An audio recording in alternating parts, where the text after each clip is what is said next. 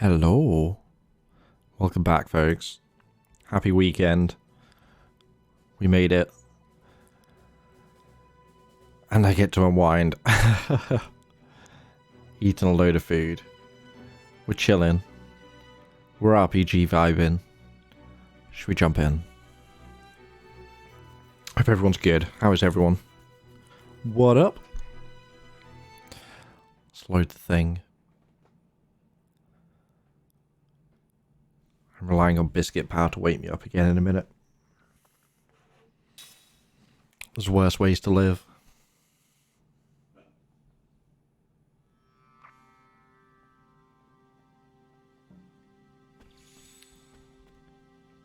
Yo, where are we? Oh, back in Numara. Yeah? Have we looted here? No.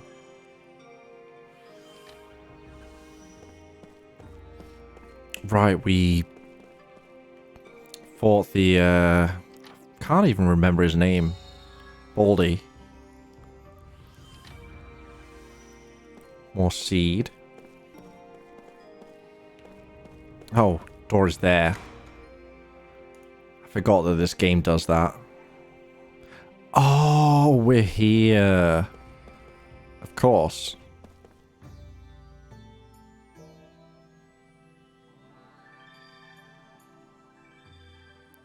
I think she's technically right with us at the moment, but sure, I won't tell her. Oh, no, she's not. She's not in the party or available right now. That's interesting. Okay. Now we can loot these rooms. Wait.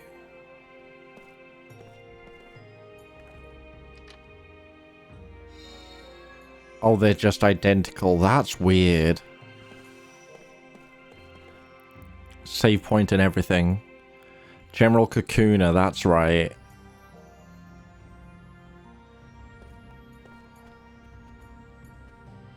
We got the dream about Ming being able to see at a glance who will inevitably betray her.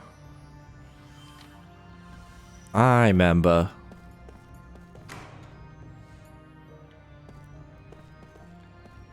Go up a floor, maybe? I kind of want to explore and make sure I've got everything from this area. And I guess she's probably at the top level anyway, right? Wait, did we skip a level? I feel like we skipped a level.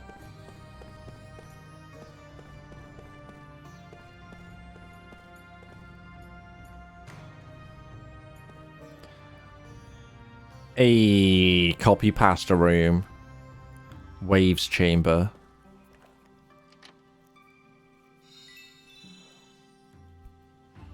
Sure. Although, if I recall, I have a lot of money. I do have a lot of money.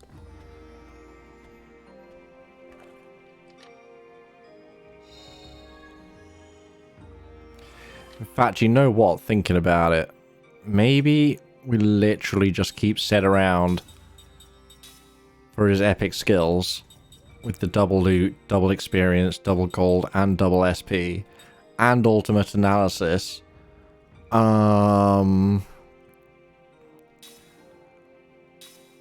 Because it frees up a lot of shit. Right? Like double SP, ultimate analysis. Not any of the mages, I don't think, but still. That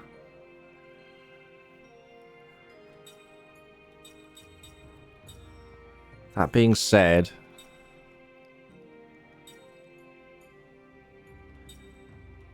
I don't know what's good. Persistence, maybe.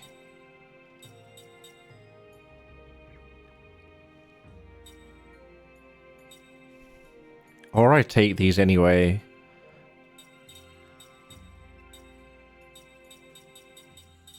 I don't know, you know.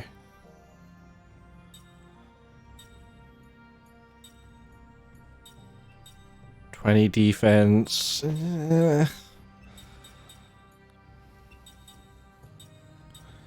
Absorb fire? That seems like it's gonna be pretty useful. Just saying.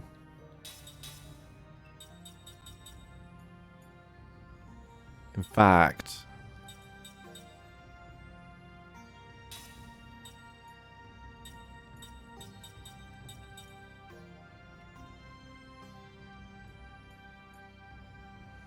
Hey, Drew. One sec, no worries. I thought I got other element resistance stop MacGuffin. Maybe not. Yo, yo, yo, yo, yo. It's at the bottom, wasn't it? Could go for more HP.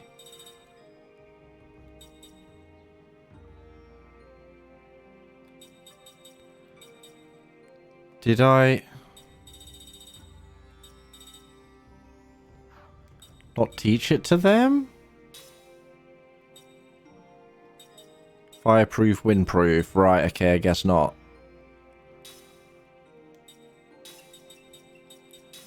We'll get the fire... Oh, you haven't got the fire absorb either. Rip. Ba-dum-bum-bum-bum. I want them.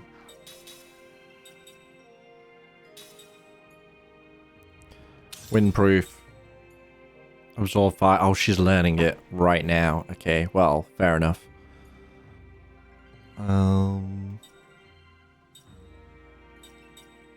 Still don't know what the special accessories are.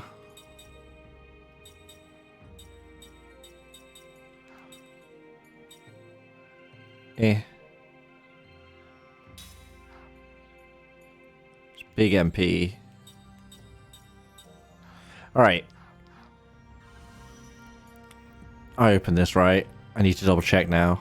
I got distracted there for a second. Yup. We good.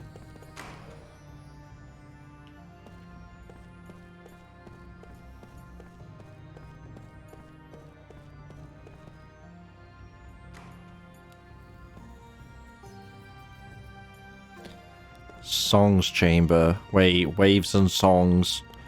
I can't remember what the bottom two were, but is this going to be a thing? Aquas bomb. Sure.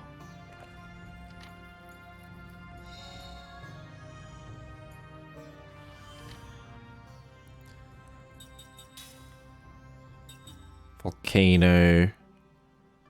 Requires blaze ring.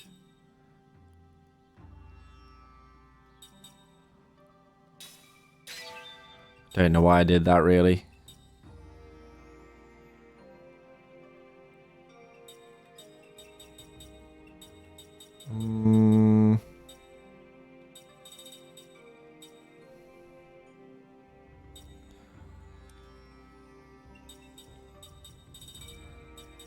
Dragon ring. We've got...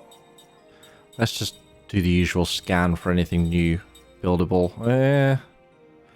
Possibly hold on to the Kello ring.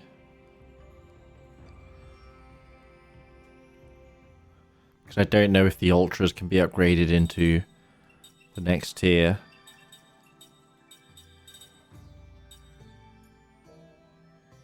Alright.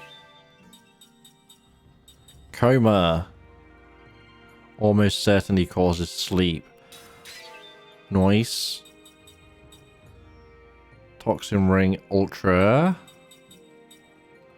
Not the ultras, we're not making them.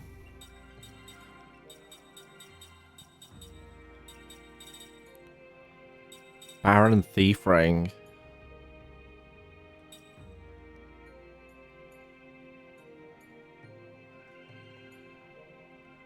Don't I have that though? Who has the thief's key ring? What? Or the ace thief ring? I thought Oh, whatever. I don't know. Forgetting?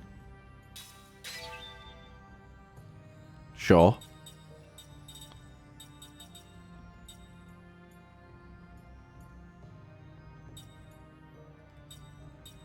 Amnesia. Alright. Alright. A lot of options in the rings. I'm unsure how much of it's actually worth worrying too much about. Does this go to a different floor? Or do we not get to access the middle floor? I thought there was one.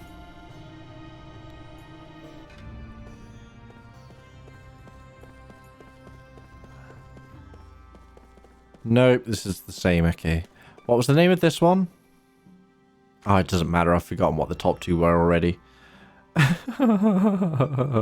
Chamber of Flowers. You're right. One of them was waves and something. Genuinely actually forgotten. Never mind. Par for the course there.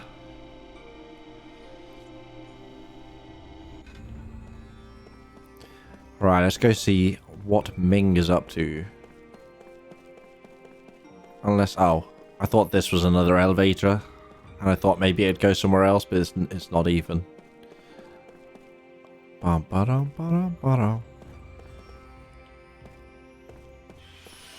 That was always there, right? I think so.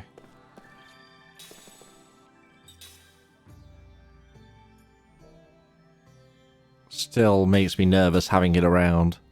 Makes me think they might throw something at me that I won't appreciate.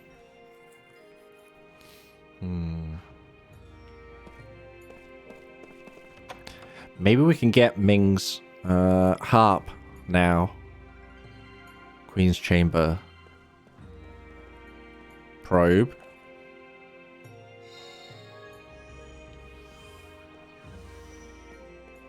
Probe.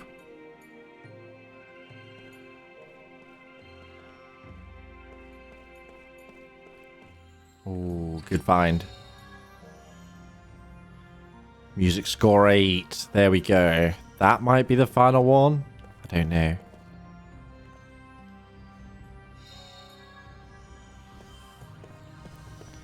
Need to make sure I do that on the way out. What about you, old lady?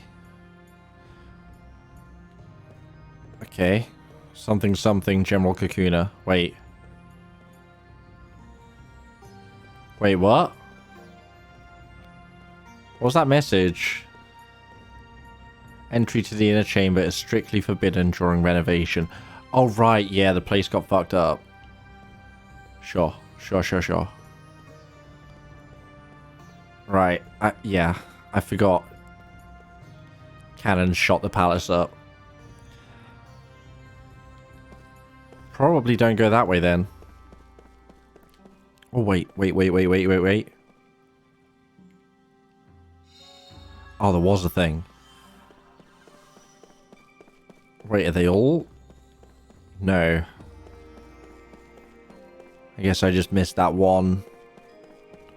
Back when? Or it's a new pot? Or I don't know.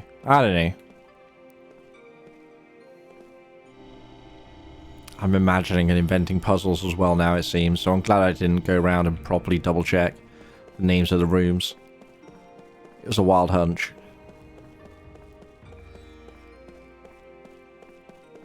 Where's Ming then?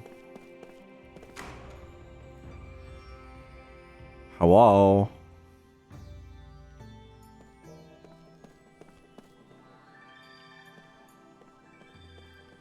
Can I see it? I cannot. Wait, we came out the right door. Is there something different behind the left one?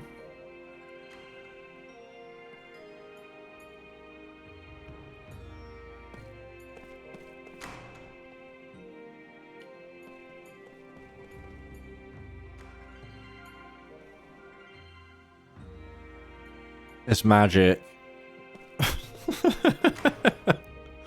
Alright. Fine.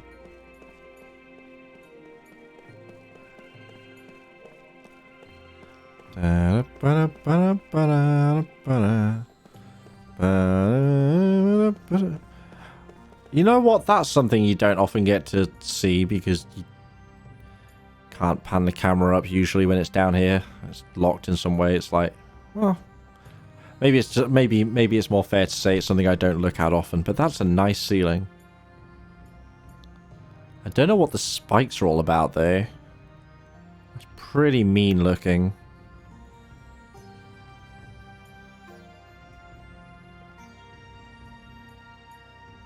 Yeah.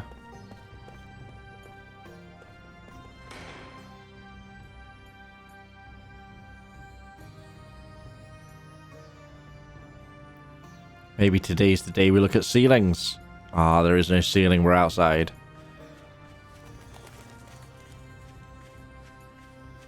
Wow. Just a giant chunk on the front lawn.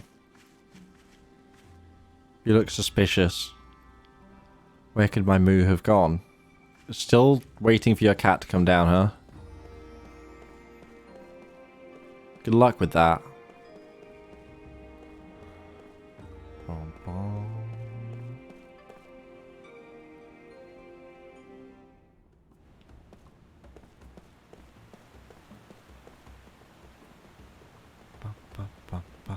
Do the last cubic music score first and foremost. Hi, or do the 8th at the very least. That one's for sure. What do we got?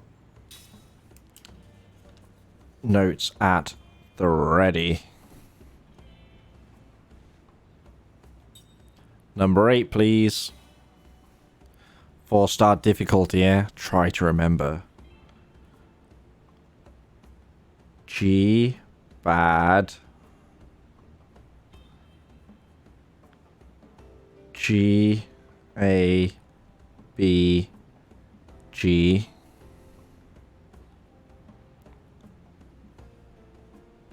D. R. G. D. E. A. G. A. B. B.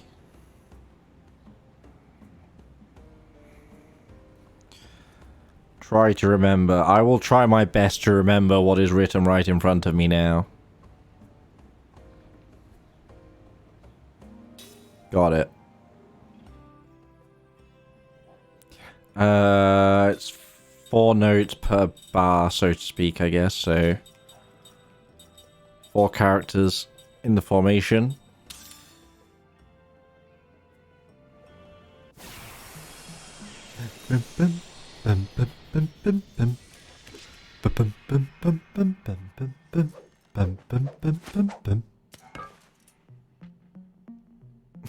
This tune. G bad.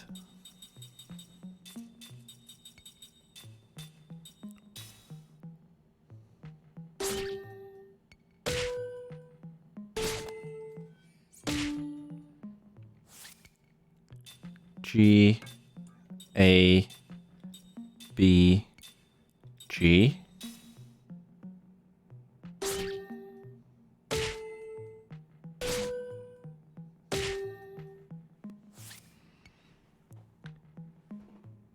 D R rest G D.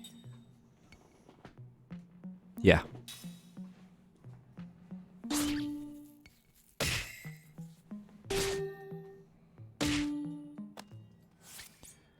E A G A.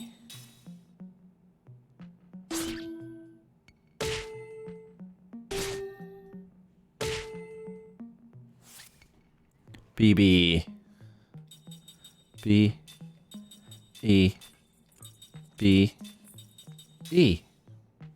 Hopefully that was all right.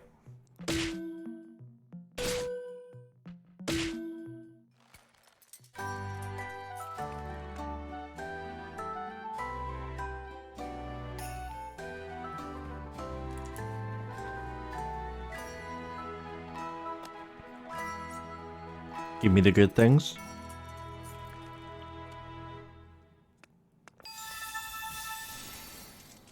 Huzzah. What a puzzle. What a puzzle. What do we get?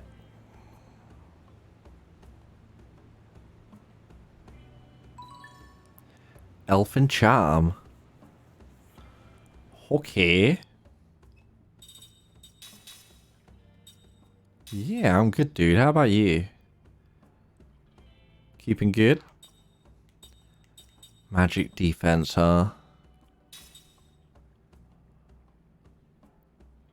I mean, the back row can pretty safely rely on just being on the back row usually. Oh, you're a high priority group. Ah, prepare to submit to Bill Gates' mind control chips.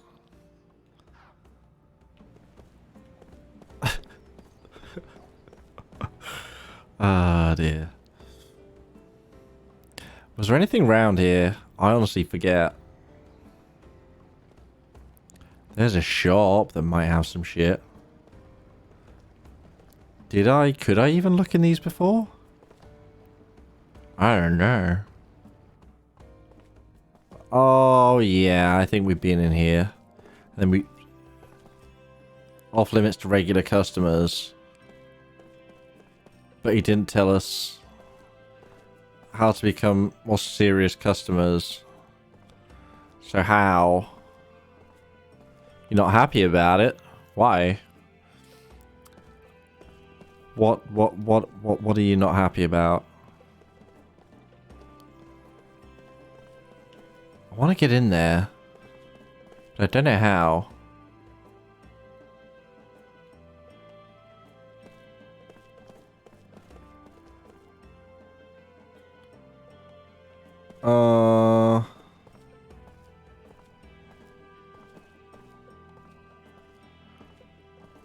They won't make it mandatory. If you want to refuse, you are within your rights to do so. Not that I'm necessarily advocating for that, I'm just saying. Yeah,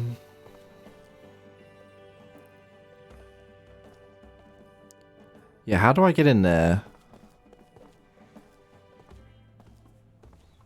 Anyone? Chat?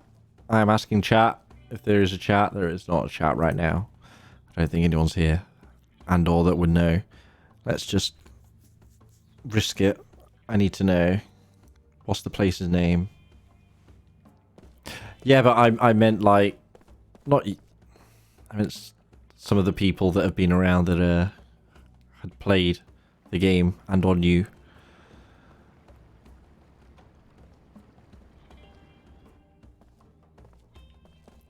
Nin's Boutique. I mean, if you're willing to look. I'm not going to say no. The wiki's a bit of a nightmare for it, to be honest. It's not the best laid out. Having recently used the Stardew wiki a lot, which is very nicely done and all linked around.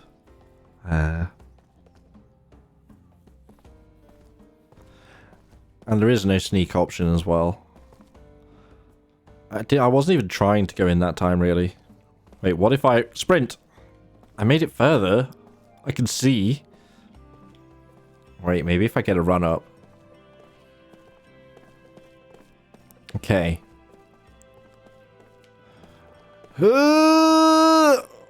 Oh. Imagine if it worked, though. I'm going to give it one more try, just in case it works randomly. Mostly because I'll laugh my tits off if it does. No.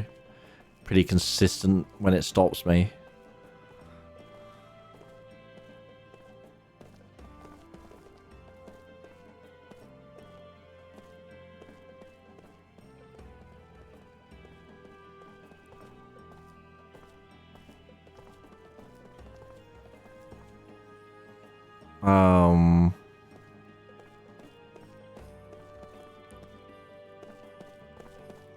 I don't actually know if you're looking now.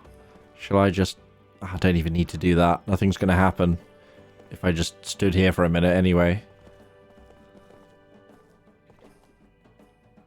Yeah, I've spoken to you. Shiny thing here. Yeah, I know there's something weird about the shop.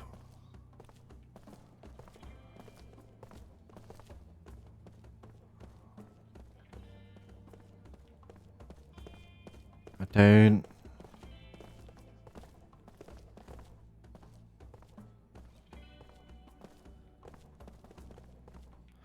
Confusing.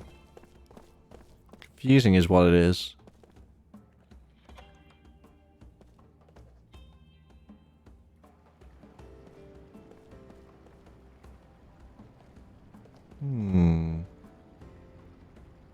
Trying to get into the back room.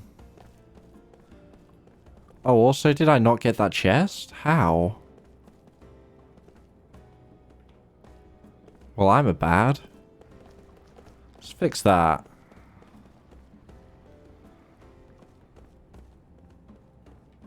I got that chest. That door's locked.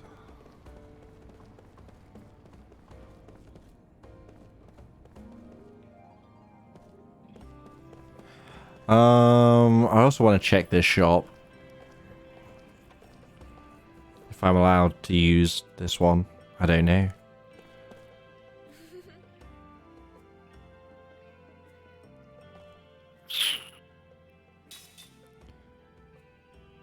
Got a lot of spells. Nothing I'm missing.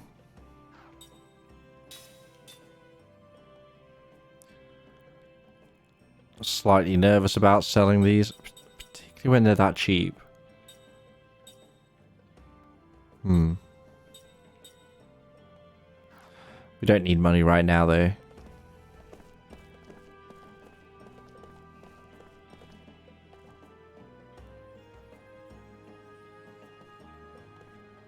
What's with all these areas I'm not allowed to go into?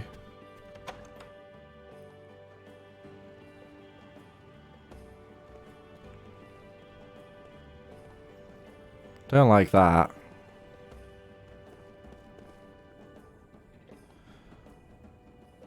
Oh, you know what's coming. Well, you should have looked up about Nin's Boutique faster. This is all on you, cheers.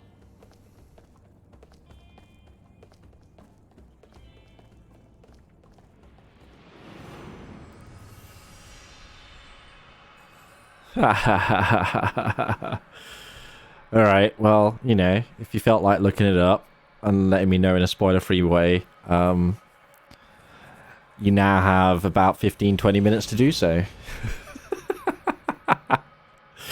Let's go.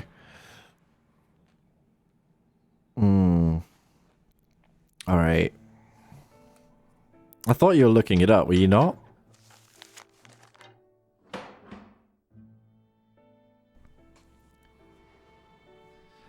Letters from a weakling. Once there was a woman who came from a foreign land to marry into an old family. Her husband was from a tiny village in the mountains, but he was working in a thriving harbour town abroad when he met and fell in love with her.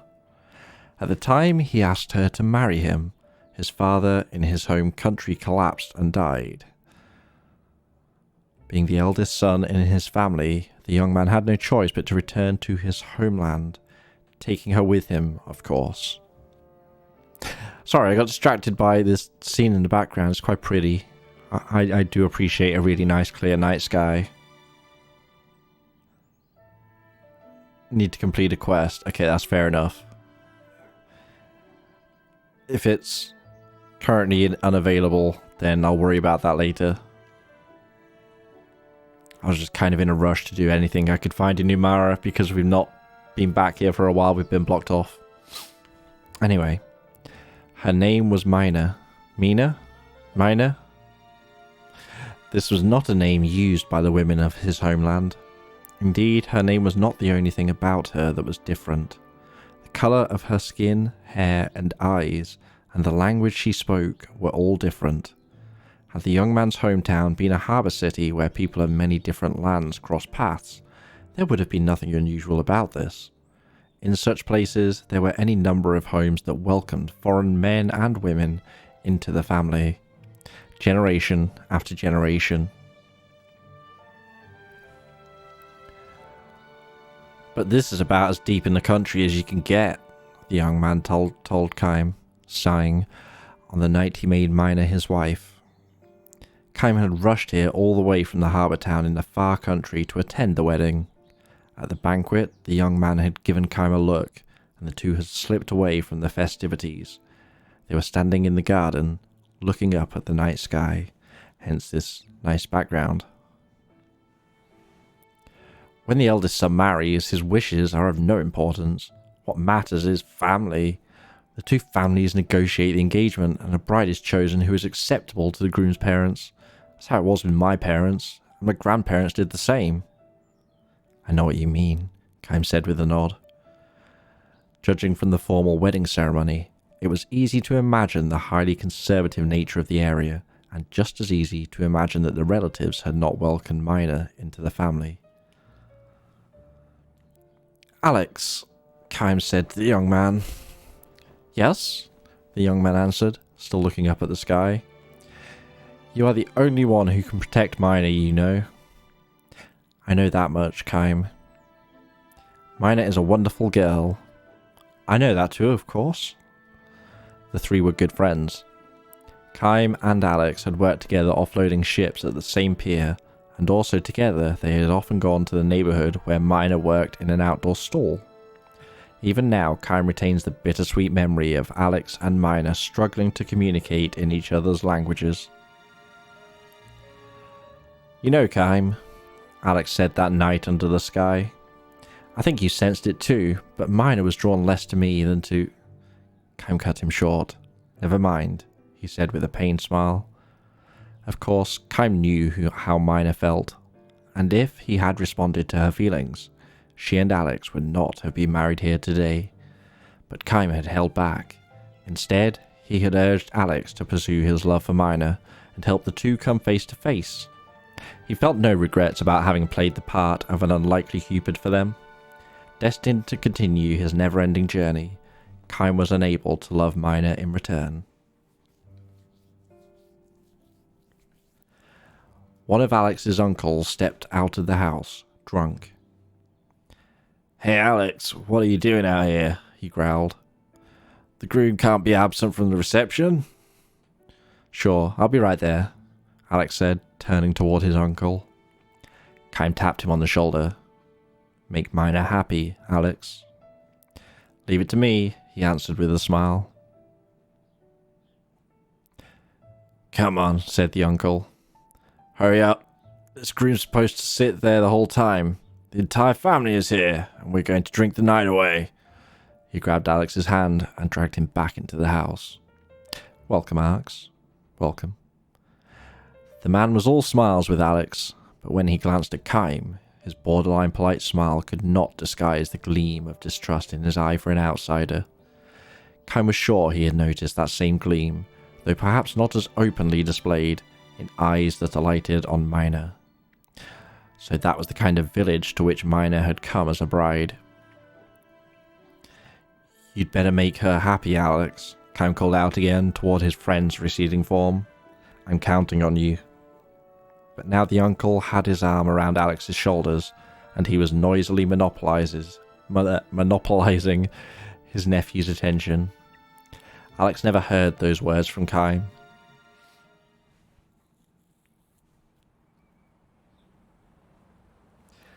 It was 3 months later when Alex came to visit Kym at work on the pier.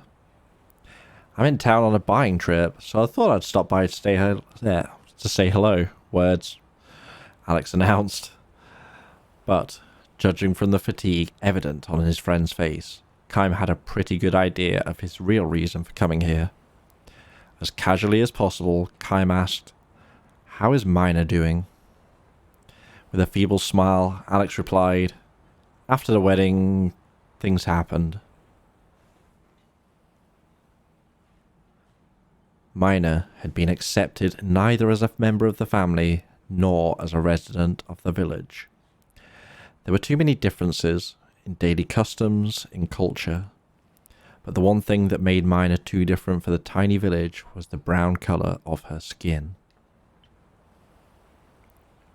If only she could speak with people. Mina is trying her best to learn our language, but my mother and the other relatives make no attempt to learn hers.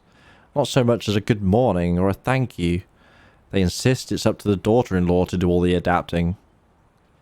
Still, Mina was working hard to draw closer to Alex's family and birthplace.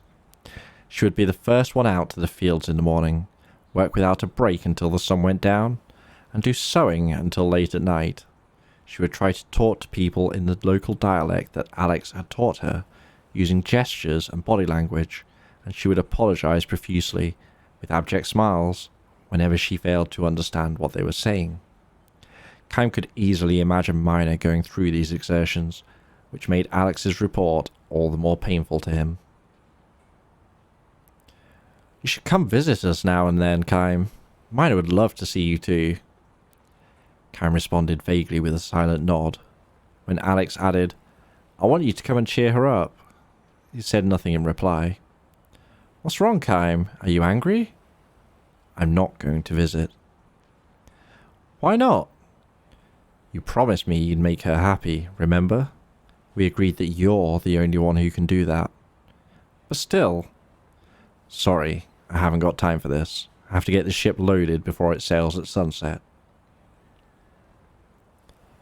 With this curt dismissal, Kime turned away and continued working. Alex stared at him from behind, looking frustrated and confused. Kime could feel his friend's gaze on his back. Because he could feel it, he kept working without another backward glance. Eventually, Alex gave up and left. Neither man spoke words of farewell.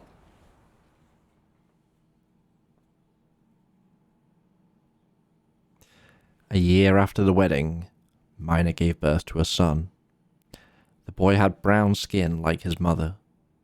He had just started crawling when Alex visited Kime again. There was talk of a divorce, Alex said.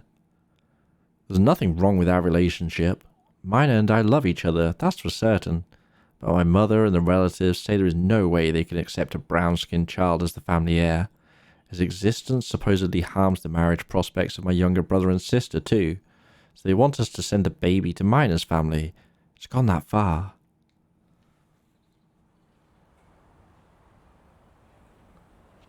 Alex had lost a great deal of weight. He was obviously living with much pain every day, trapped as he was between family and Mina. None of this made sense to Kime. However trapped Alex might be, as long as he was firm on what was important to him, there could only be one answer to his family's demands, and he should be able to arrive at it without anguish or confusion. "I know how strong you are," Alex sighed, speaking to Kime's back as Kime went on hoisting huge, spine-snapping crates in silence. The longshoremen here were well paid for handling crates on their own, loads that it would take 3 ordinary men to lift.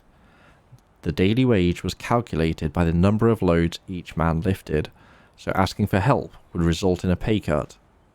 For this reason, Kime and the others never complained or asked for help. They would lift even the heaviest loads by themselves. Alex had been like that too. If someone nearby asked him, "Are you going to be okay with that?" he would be all the more determined to do it on his own. "Fine, fine," he would smile, and, gritting his teeth, he would lift the giant load. But Alex was not like that anymore. "I'm starting to think that maybe, in the long run, tying Mina down to a life in my village is just going to make her unhappy. My relatives say they'll support Mina and the baby, so it's not as if I'd be abandoning her or chasing her away. It's just that, for both our sakes, starting a new life..." Having finished piling crates on deck, Kime turned towards Alex for the first time. He was looking down at Alex on the pier. "And you're alright with that?" "Huh?" "If you're convinced it's the right thing, then go ahead and do it. It's not for me to interfere." Alex's features distorted under the impact of Kym's words. Kym said nothing more but went back to work. His anger and frustration were reaching the boiling point. Alex had no idea that Mina had been writing to Kym on occasion, since shortly after the wedding, about the hardships she had been facing in the home of her husband's family. She said not a word. Instead, she would spell out how happy her current life was, and declare repeatedly how much Alex loved her. Always, the letters would end like this. I'm sure you too must be living happily, Kym. This was why Alex's report of the situation at home had filled him with such intense anger and frustration. He had never answered Mina's letters. He felt certain that if he were to write to her, whether with words of encouragement or comfort, or even playing along with her sad lies, something important that gave her spiritual support would snap in two. Come see the baby, Kym, Alex pleaded. Mina would be thrilled if you'd do that. Instead of responding to Alex, Kym called out to him from on deck. See that crate over there? Can you lift it? The crate near Alex was of the same size and weight as the one that Kym had just loaded onto the ship. In the old days, Alex would not have hesitated to carry it up to the ship, every muscle in his body shuddering. Now, however, Alex gave Kym one timid glance and, smiling to hide his embarrassment, said only, "Not me." Kym said nothing more. He felt strongly that their long friendship had come to an end, though in fact, for Kym, whose life would go on through all eternity, it had been nothing more than a momentary acquaintance.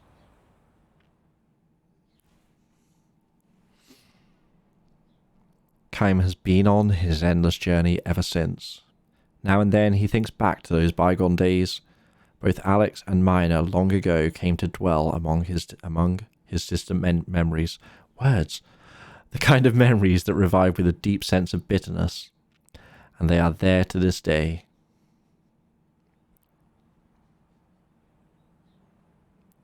Alex made his third trip to see Kym a year after the baby was born. Having wasted away to a mere shadow of his former self, Alex stared vacantly at Kym, and his voice lacked all intonation as he announced Mina's death. Wow, okay. She had killed herself. Hanged herself in the barn. Kym was amazed at his own detachment as he took in Alex's words. Mina's letters had stopped coming several months earlier. Either she no longer needed to spin those sad little lies about being accepted by Alex's family and the townsfolk, or she had lost the strength to invent them anymore. In effect, it was the latter, Kym was learning now. To the very end, she could not make anyone accept her. My mother, my family, or the town, Alex said tearfully. She was all alone, finally, to the very end. Without a word, Kym punched Alex in the face. Kind of felt that one coming for a year or two in this story, but yeah. Alex seemed to know and accept the fate that the punch would be coming. He did nothing to resist or defend himself. The fist hit him full on and sent him sprawling in the road. Why? Kym demanded to know. Why did you say she was all alone? And when Alex righted himself, he smashed him in the face again. Alex began coughing violently and uncontrollably, and when he spat up a gob of blood, a broken back tooth came out with it. Kym knew well enough that Alex had been suffering too, that he had been engaged in a desperate struggle to do something about being trapped between family and wife. Otherwise, he would never have wasted away so dramatically from the brawny young man he used to be. As well as he knew this, however, Kym could not forgive him. He had promised. He had given his word. He would make Mina happy. He would protect her. Kym could never forgive Alex for failing to make good on his oath. Wiping the blood from his mouth with the back of his hand, Alex dragged himself to his feet. I know how strong you are, he said to Kym as he had once before, but this time his words took on a far sadder tone. But let me tell you this, Kym. My mother and my relatives and the others, their way of looking at things is not completely crazy. To live in peace and quiet in the country, You have to follow the country's special rules. It just so happens that one of those rules was not to accept a bride like Mina. I was born and raised in that village, and I know the village code, know it all too well, which is why I've been in such pain all these months. I'm a weakling, I suppose. In your eyes, I'm probably so weak you want to spit on me. So laugh at me, hit me, despise me if you want to. Come on, hit me again. Alex thrust his face at Kime for more punishment, and Kime threw another punch. This one landed squarely on his nose, and may have broken it. Alex crumpled to his knees. The blood that gushed from his nose was blacker than the blood from his mouth. Alex looked up at Kime with a smile of self-derision. Mina should have been with you, that's what I think. If she had married you and not some weakling like me, she'd still be alive. With a wordless, strangled cry of rage, Kime lunged at Alex, grabbing him by the collar and hoisting him to his feet. Another punch, and still another. Kime was not planning to stop punching Alex. Now though, with Kime's hand still fastened to the front of his shirt, Alex looked straight at Kime for the first time since coming to the dock. Why didn't you ever answer Mina's letters? That's all she was hoping for. A letter from you. So he knew. Alex knew everything. Or at least this thing. It's terrible out there in the country. Anybody who wants to can find out who wrote letters and who got them. Everybody out there is like family. Everybody but Mina, that is. If Alex had wanted to, he could have quashed Mina's letters easily. Then, not one of her sad little eyes would have reached Kime. But instead, Alex had read the letters, resealed the envelopes, and sent them to Kime one after another. He had internalized Mina's sad little lies and started looking for Kime's answers even before she did.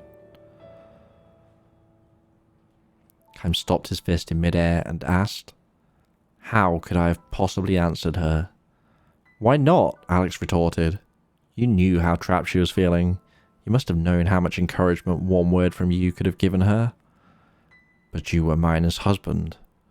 "Yeah, that's true, but you were always the one deepest in her heart. I knew that, and because I knew it, there was only one thing I could do." "No, that couldn't be." Astounded, Kime lowered his fist as Alex said to him, "I wrote to her. I pretended I was you, and I wrote her letter after letter. Be strong, I told her. Keep your spirits up. I'll come to see you soon. You're too strong, Kime, so you couldn't understand the feelings of weak people. But I don't have that problem. I'm weak. I understood how a weakling like Mina felt." Alex cried, the blood streaming from his nose and mouth. "There is one thing I don't know though, Kime. I don't know whether Mina actually believed that the letters I wrote were from you, or whether she knew what I was doing and pretended to believe. I wonder, was life in my village so painful to her that she couldn't go on living there without pretending to believe?" Kime made no attempt to answer Alex's question. Slowly, he let the strength go out of his clenched fist and released his grip on Alex's shirt. Alex drew a step back from him, then took another step, putting distance between them before his final revelation. "There was one letter, just one, that I didn't send to you. That was 3 months ago. It was the first letter in which Mina begged you for help. She said she wanted to run away and asked you to come and save her, as soon as possible, to rescue her and the baby." That was the letter Alex threw away. Posing as Kime, he wrote a 2-word answer: "Be strong." The day after she read the letter from Alex, Mina hanged herself in the barn. Kime stood rooted to the spot, crestfallen. This left him momentarily defenseless. Alex shot his fist at Kime's solar plexus, though his feeble blow could hardly be called a punch. The pain it inflicted might have been greater for Alex's own fist than for Kime's superbly conditioned muscles. What an idiot I was. Be strong? Such words might have meant something to somebody like you, but to burden a weak person like Mina with them? No, they could only break and crush her. Alex gave another tearful, self-disparaging smile and thrust his face toward Kime. "So hit me. I don't give a damn. Hit me all you want. Beat the hell out of me. But let me ask you this, Kime. If I had sent her last letter to you, would you have finally answered that one? Would you have been able to accept Mina in all her weakness? Kime did not know how to answer this question, nor did he raise a clenched fist to Alex again. So ended the story of Kime and Alex. Alex turned and walked away, but Kime could not bring himself to call out to him. He simply stood there, drained of all emotion, and watched him go. Alex did, however, turn to face Kime again when he had put enough distance between them so that Kime could barely make out his voice. I can tell you this much, Kime, he shouted. I am going to raise that boy of mine. I'll make him into a man of my village.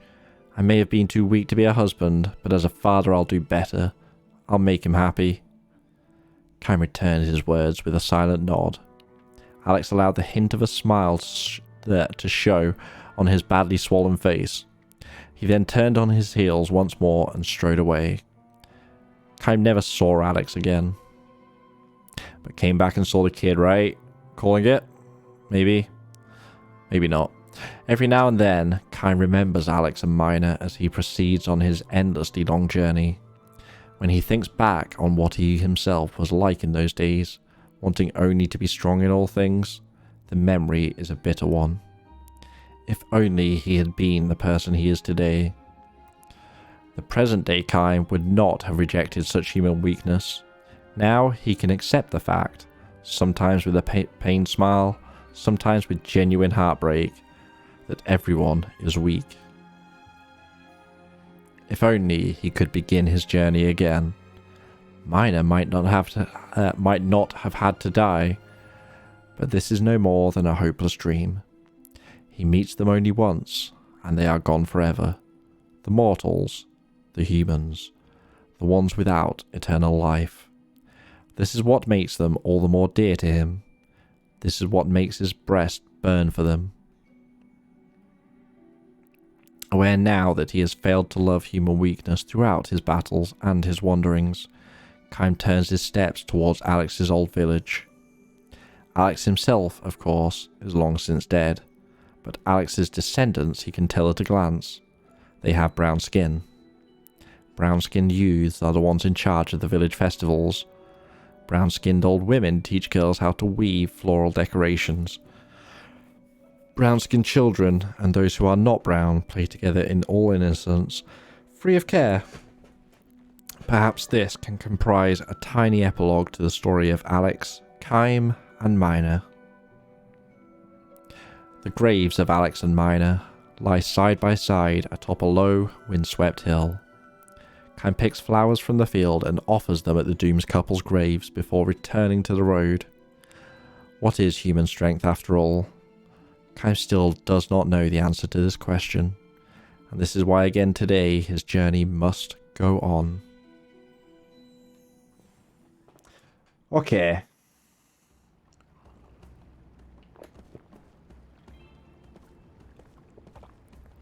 I'm kind of wondering if something unlocks from getting all of those. Oh, I'm not doing... No. No. Not right now. I'm not doing it. No.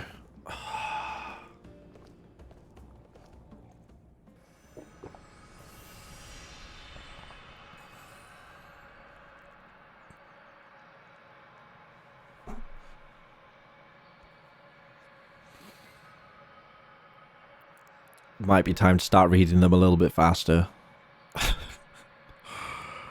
What do we think, chat? What do we do?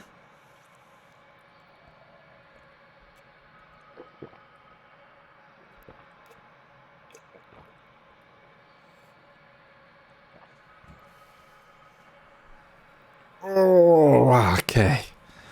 Well, I got a chance to finish my tea at least.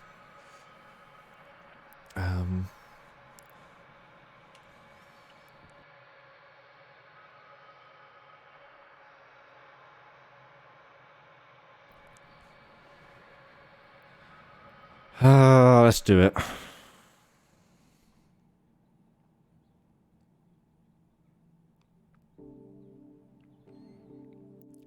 Return of the native. The mother stands by the island pier, waiting for her son. Her luggage is bigger than she is. Dressed in her finest travelling clothes, she seems hardly able to contain her excitement as she speaks to Kime, who happens to be waiting for the same boat to arrive. "I got a letter from him," she says. Almost 30 years have passed since her only son left the island of his birth. There was no word from him in all that time until he recently wrote announcing his successes and his plan to bring her to the mainland. "I've been alone ever since I lost my husband, so just to think I might be able to spend the rest of my life with my son, his wife, and my grandchildren. She sold the house she had always lived in and has been waiting for her son to come for her. The letter arrived over a week ago. I wonder why it's taking him so long. The seas are calm. Kime arrived here on yesterday's ferry." "You mean he's late?" Kime asks with some surprise. "Very," she replies, forcing a smile. "I wonder what's wrong. Maybe he got busy all of a sudden and can't pull himself away from his work. He hasn't written again to explain? That's the problem. I try and read it faster and it just... Anyway. He's never bothered with things like that. Not since he was a child," she says, straining to smile again and glancing toward the horizon. No bigger than a dot at first, the boat is now big enough for a clear view of the mast in silhouette. "Anyhow, I'm not worried. I know he'll be on this boat," she says, raising herself from the dockside crate on which she is sitting and waving a handkerchief toward the approaching vessel. Kime also stares hard at the boat, which gives his eyes a stern expression. "Young man?" At the sound of the mother's voice, Kime hastens to soften his gaze before turning toward her. "You are a traveller, aren't you?" "That's right," he says. "I saw you arrive on yesterday's ferry. Are you leaving so soon?" She is obviously curious about the stranger, but her face shows no wariness toward outsiders. Relieved to see this, Kime replies, "I'm doing the same thing as you, waiting for someone to arrive." "On this boat?" "Yes, probably." "You haven't been in touch with the person?" "No, we haven't agreed on a time. I might be waiting for nothing too." "Oh, really?" Kime evades further questioning with a strained smile. This is not something he can discuss with just anyone. He's on a secret mission, one that must not fail.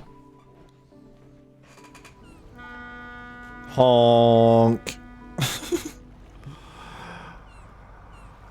The woman still wears... Honk. Am I getting trolled by the sound effects now? Alright. Oh dear.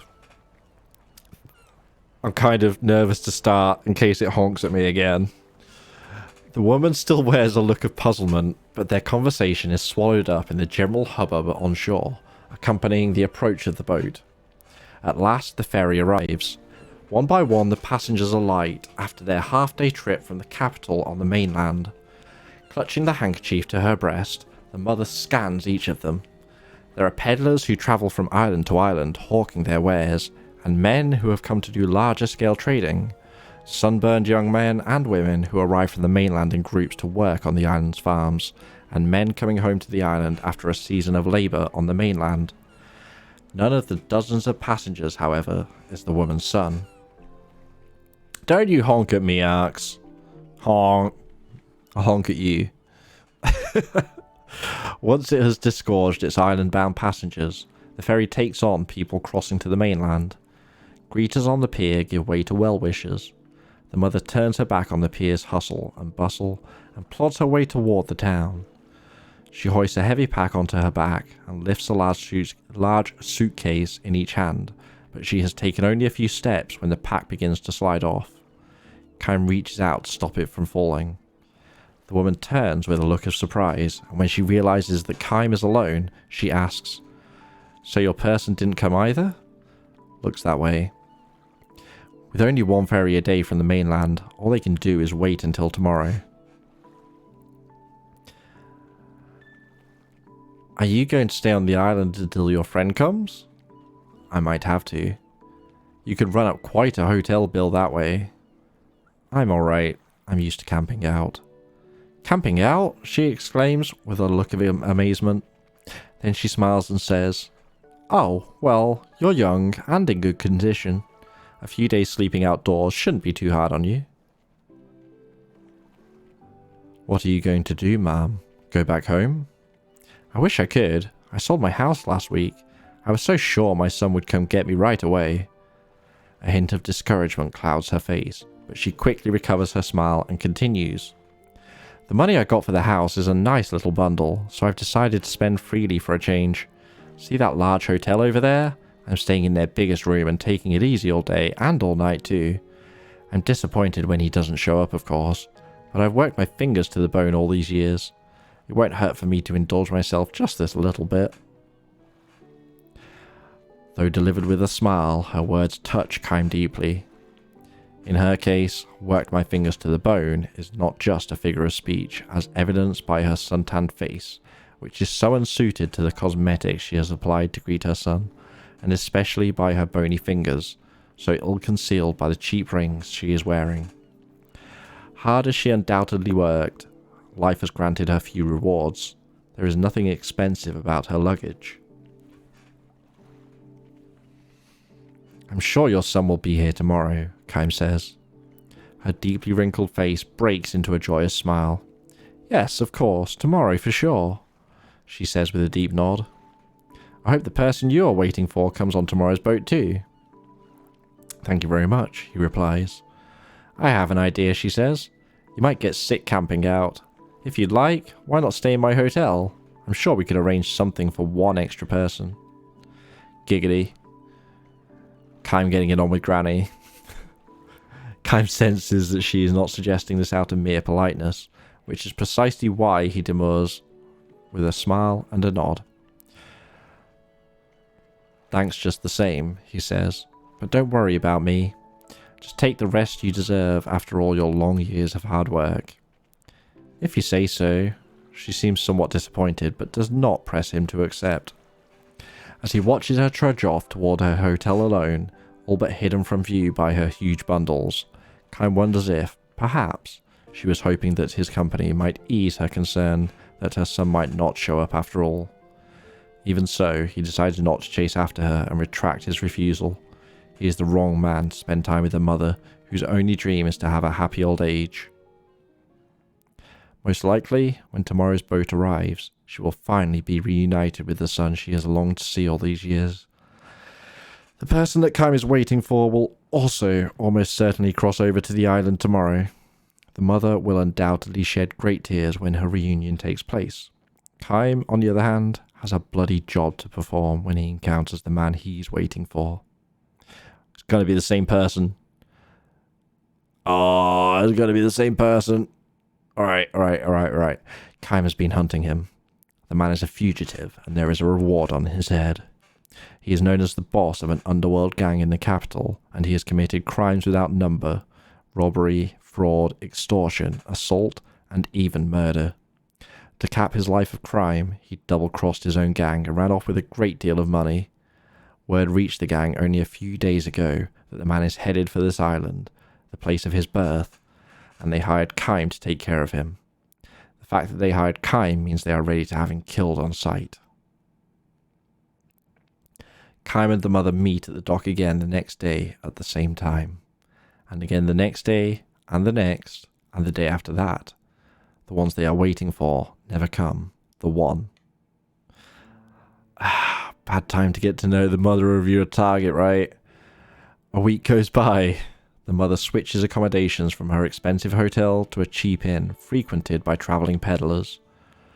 Actually, I'm more comfortable in a cheap place like this, she tells Kime with a laugh, but more than likely her money would have run out in the first hotel.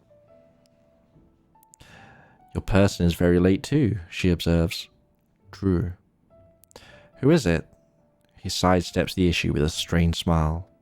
He cannot answer her question if he is going to carry out his duty. And besides, he feels a tiny premonition deep inside.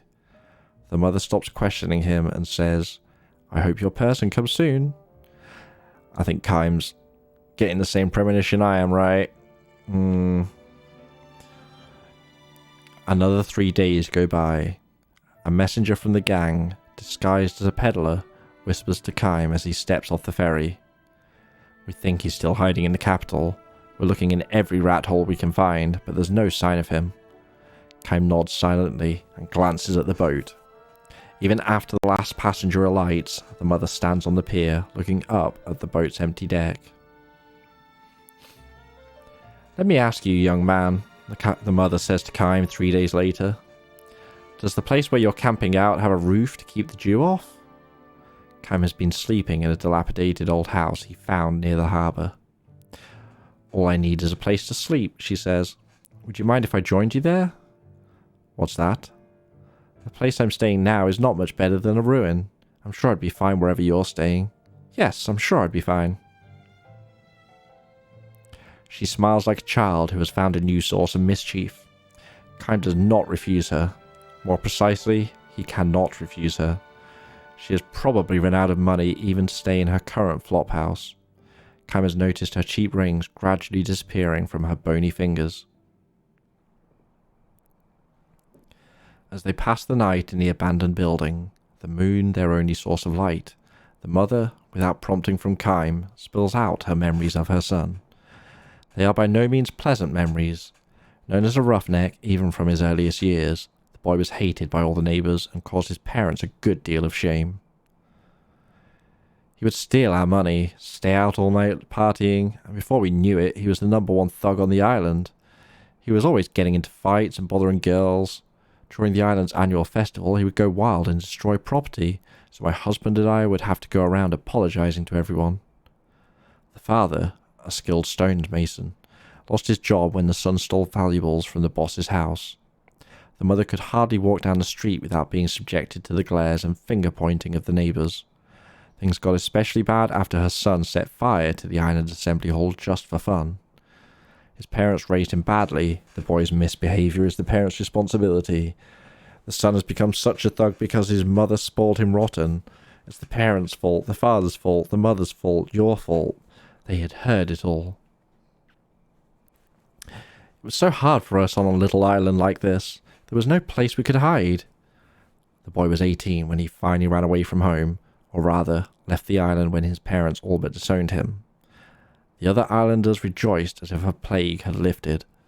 One man went so far as to deliberately let the parents overhear him declaring, "I hope that bastard goes to the capital and dies in the gutter."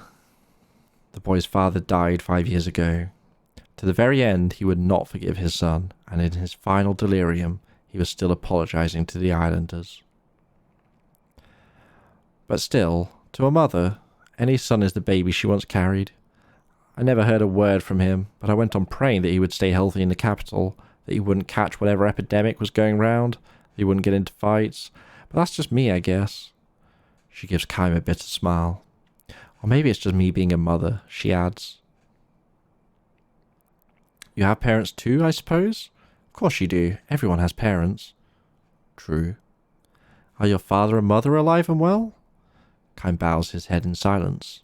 On a journey with no clear beginning and no definable end, Kime is unable to answer a question like this. Instead, he asks the woman, "What is the first thing you'll say when you finally get to meet your son?" "Good question," says the mother. After thinking it over a few moments, she replies, "I won't actually say anything. I think I'll just hug him and say nothing at all. I'll hold him tight and let him know how glad I am that he's alive and well." Just supposing, though, Kime presses her gently. If you knew that he had lived a less than exemplary life in the capital too, would you still give him a hug? Her response is instantaneous. First, I'd hug him, and then I'd give him a good talking to. She smiles shyly at Kime and adds, "That's what being a parent is all about." The next morning, she runs a high fever. She may have survived the dew, but a night in the dilapidated building has taken a toll on the old woman's health. Even so, when it's time for the ferry to arrive, she struggles to her feet and heads towards the pier with uncertain steps. Alarmed, Kime holds her back. "You're in no shape to be going out," he says. Despite his attempts to bring down her fever with cool spring water from the forest, it is as high as ever. Her laboured breathing has taken on a congested rumbling. I have to go, she insists. My son is coming for me. I'm going to see him. She sweeps away Kaim's restraining hand, but the effort causes her to lose her balance and sink to her knees. If he's on board, I'll bring him here, Kaim assures her. Tell me how I can recognize him. Cradled in Kaim's arms, half delirious with fever, the old woman mutters. On his left cheek, before he left the island, he got in a fight. Somebody cut him. He has a scar. Kaim nods and lowers the old woman to a straw mat spread on the ground. He fights back a sigh and closes his eyes momentarily, then he stares hard through a small window at the ferry dock. His suspicions were right after all, though he was sure of it last night. Kaim was given a written description of the man when he took on the assignment from the gang. There could be no doubt. Scar on left cheek. The ferry is approaching the harbour. The pier is showing signs of activity. Kaim starts for the door. Behind him, he hears the woman saying, "Please, don't kill him. Don't kill my boy. She worked it out too." Shit, how? What? Kaim stops short, but instead of turning around, he bites his lip. I don't know what he did in the capital, but don't kill him. Please? So she knows too. She knows everything. If you have to kill him, if you absolutely have to, please, before you do it, let me just... Kaim leaves the ruin in silence. His steps are uncertain as he makes his way in the blinding glare of the afternoon sun. This time, the man is there. Of course he is today. Trying to lose himself among the travelling peddlers, the man with the price on his head and the scar on his left cheek steps down to the pier. He is far more emaciated than Kaim's written description would have led him to believe. No doubt he is exhausted from his years as a fugitive. Still, he has fulfilled his promise to his mother by coming back to the island of his birth. His eyes dart fearfully over the pier. His expression changes from that of a man searching for someone to the panicked look of a child who has become separated from his parent. Kaim slowly plants himself in front of him. The man knows nothing of Kaim's mission, of course, and has never met him before, but he has the instincts of an inhabitant of the back alleys. His face freezes, and he turns to flee. Kaim grabs him by the shoulder, but lightly, in a way that would make an onlooker think he was witnessing the joyful reunion of old friends. The man tries to shake off the hand, to no avail. It would be easy enough for Kaim to kill him on the spot. His eye shows that he has no strength left to fight. Kaim has far more experience than the man does at surviving potentially fatal encounters. The man knows this. If you're going to kill me, get it over with, he snarls. But if you've got a trace of kindness in you, you'll give me one last chance to do something good for my mother. It won't take long. Just let me see her, once. Then you can do whatever you like with me. Kaim lets his hand drop from the man's shoulder. He is not going to run away. So, I didn't make it after all, he says with a forced smile. His face tells Kaim that he has probably resigned himself to his fate. It suggests, too, an air of relief at having finally brought his life as a fugitive to an end. How many men have you killed? He asks Kaim. I don't have to answer that. And I don't really want you to tell me. It's just that, well, looking at you, I'd say I'm older than you are. And there are some things a person comes to realise when he's lived a long time. The irony. Alright. Think about the guys you've killed. Every single one of them had parents. Killing a person means killing somebody's child, right? When that finally dawned on me, I left the gang. Gangs don't pay retirement bonuses, so I sort of borrowed a little money from them and thought I'd use it to, well, I've given my mother a hard time all these years. His voice grows thick and muffled. He shakes off the emotion and proclaims with a laugh, "Ah, what the hell.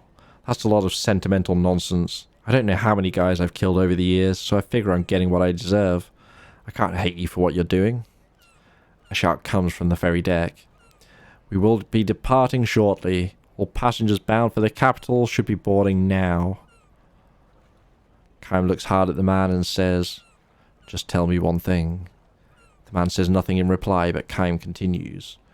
What's the first thing you're going to do when you see your mother? Huh? What are you talking about?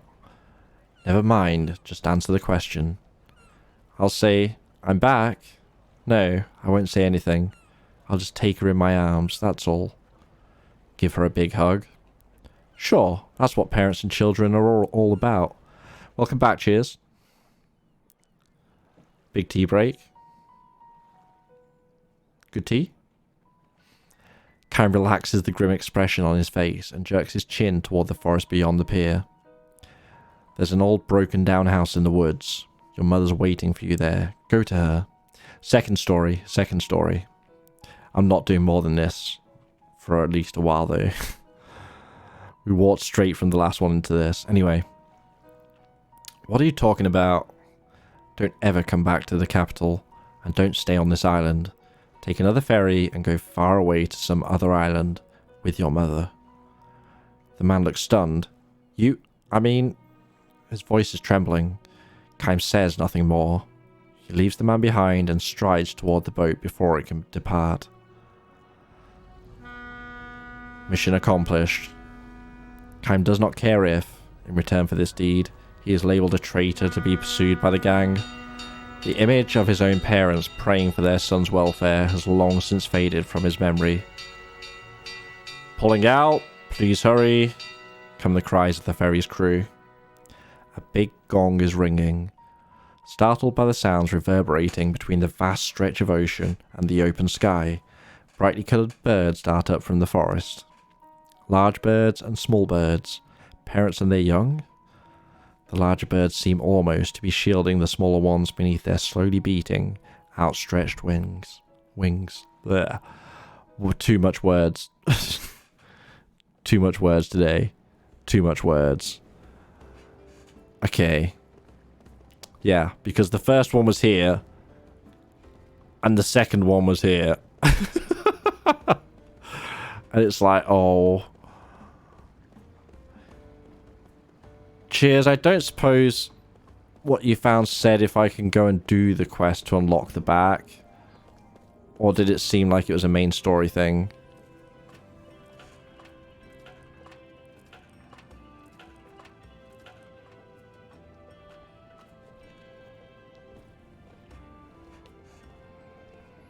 Worst thing you've ever seen in a game? You're basically just asking me to play Omicron.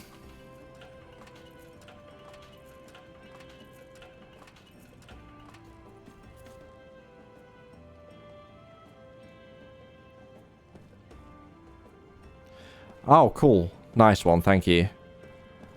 This doesn't help me get to that chest, though. Yeah, no, that would have sucked.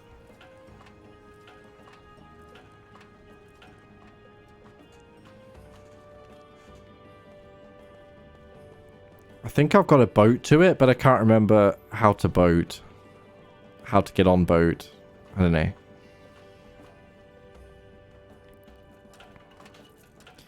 Right, so we've got to go south of the boutique. Which, this is the boutique, so... this one? I'm sure I've been in here at least once.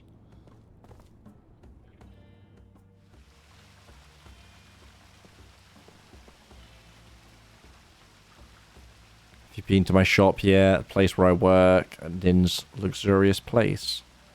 Couldn't get in because you don't know the password. Okay, well... to Thomas's recommendation from the salon. Brother of the owner. Okay. Alright, that solves that, I guess.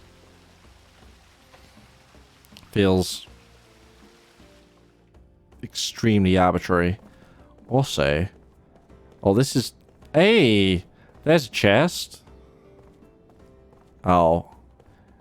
I can't steal your gondola? No?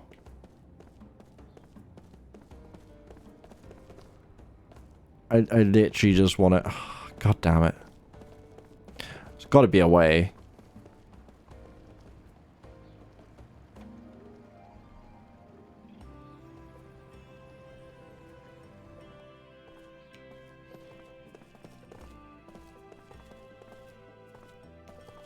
What if I say the password?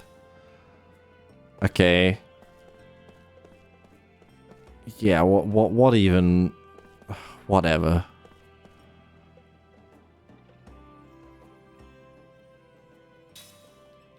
Massively outdated gear. Covers HP. Oh, you know what? That could be useful.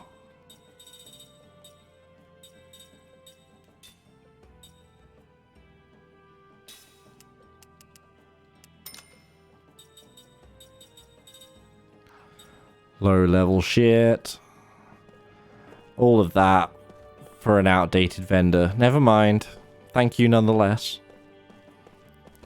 It would have annoyed me had I not been in there. I guess I probably could have done that like many hours ago. First time in Numara maybe? I'm gonna guess bottom right will lead towards somewhere I can get on a gondola, maybe?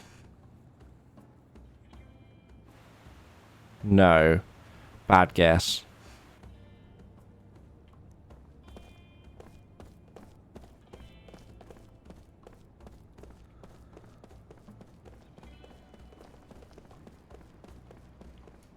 Oh, can I just get on here? No.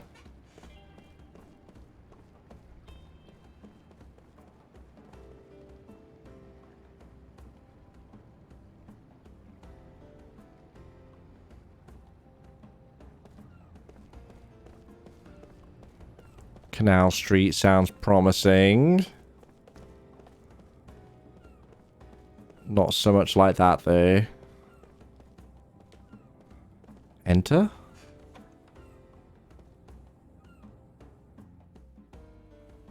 Have I been in here? Yeah, the art studio. Definitely have.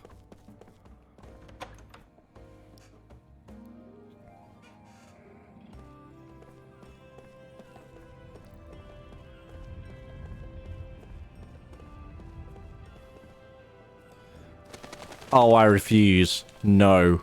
No. God damn it, video game.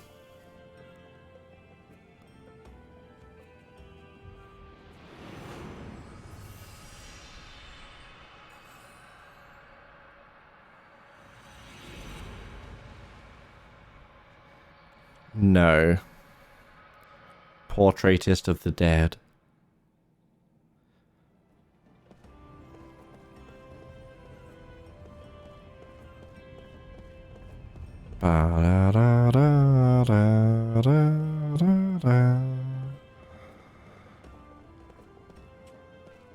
Alright, did I... Down here? Or something?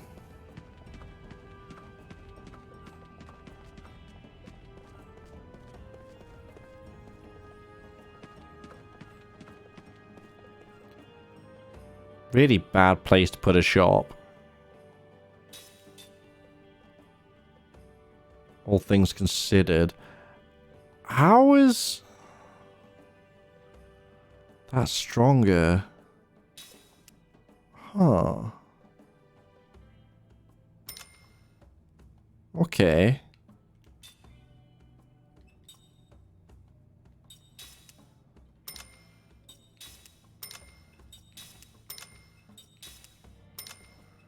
Do I?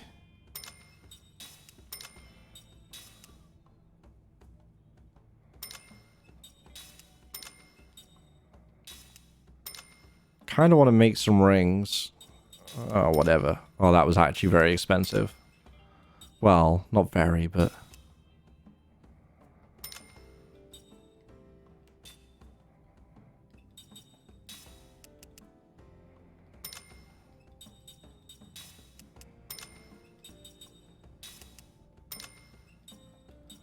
Get some supplies on.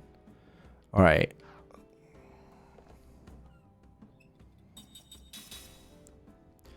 Although I guess if you're not using the ceremonial sword, there's also no real point in you having the royal skill on, right? 206. Do I?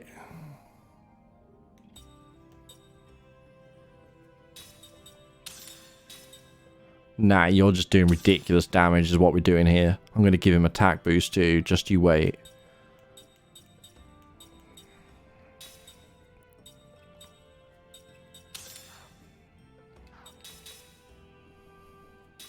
Oh, I already did. Okay, well, we already made it. Made it hurt. 986.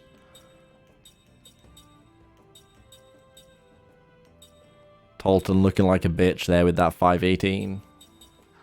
Just saying. Alright. Still didn't find a way onto the gondola though. Wait, how did I get here? Oh, there we go. Didn't seem to want to let me go past. Can I not? Nothing about that tent, alright.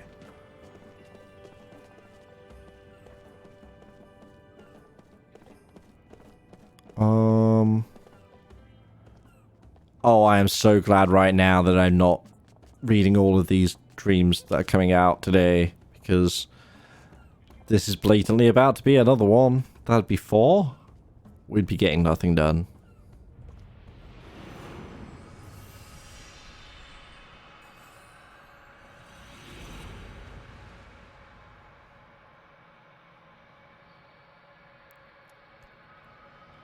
I do want to read them. Not today. Not more today. We probably actually, though, in all seriousness, unlocked quite a few of them. Got 1, 2, 3, 4, 5, 6, 7. 7 left out of 4, 5, 6, 7, 8, 9, 10, 11, 12, 13, 14.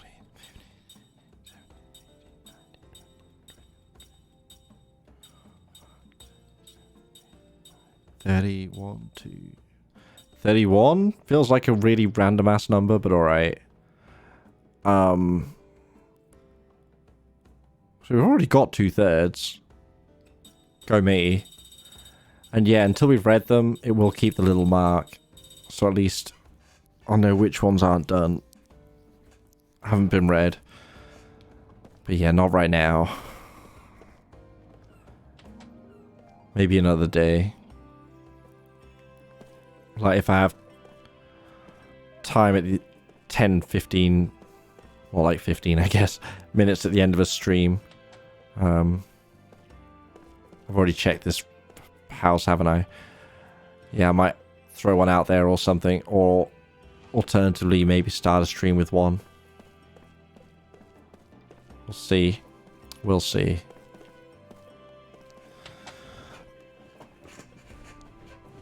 But yeah, coming back here. A little bit yikes with how many there's been.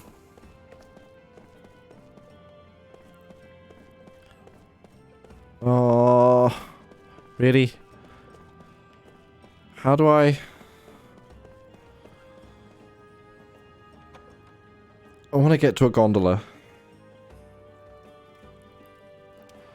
But I don't know how.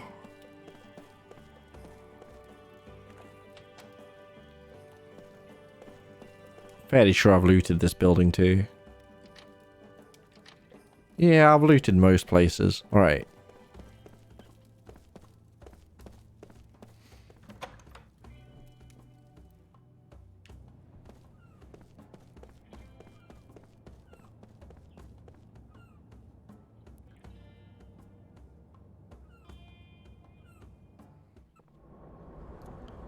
Well, that's distinctly not helpful. How do we get on this gondola? Oh, right. I remember what we were doing. We were taking the White Boa, which is this massive fuck-off size ship in the background. Which I can't wait to be driving that around the world map. That's going to be mental. But first, chest. Where chest? Where is Ming? I assume she's on the boat. I love how currently, in regards to the next part of the FF7 remake, what was the examine? People are questioning if... Oh, okay. if Yuffie is still going to call Tifa... What does she call her? Boobs, I think she calls her. Yeah. Can I go up through this building? No, seemingly not. Am I going mad? How do I get to the gondola? I'm sure I rode it once. Did I imagine that too?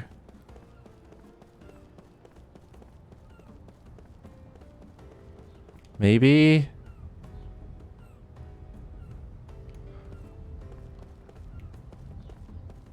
I might be about to just give up on that anyway. Let's do another once round.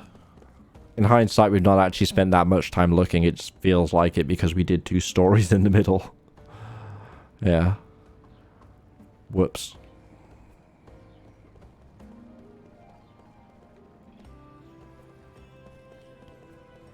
Unless I'm missing a button to do that. And it's like, we're not allowed back here either. Shit's locked.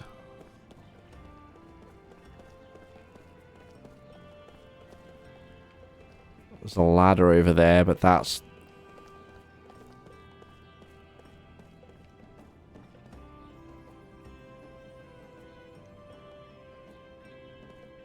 Am I insane? Insane in the membrane. The main story's on the boat. The giant fuck-off size ship. The story's pretty easy to find right now. Now that I've remembered where it is. Ugh, fine. I think I'm giving up on that chest. I'm gonna hope. Probably rightly so. That it was accessible when we were first in Numara, and it's therefore massively outdated now. Like...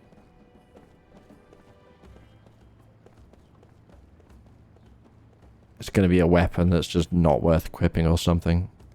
At best. At worst, it's just a random heal. Yeah, I don't know. I could have sworn it was over here or something, but...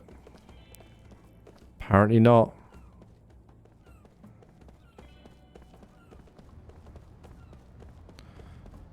At least sprint is very effective. Takes no time at all to get from one side of the city to another. Was that... See, it seems like I should be able to go... I don't know. Whatever. Give up. Unless... No.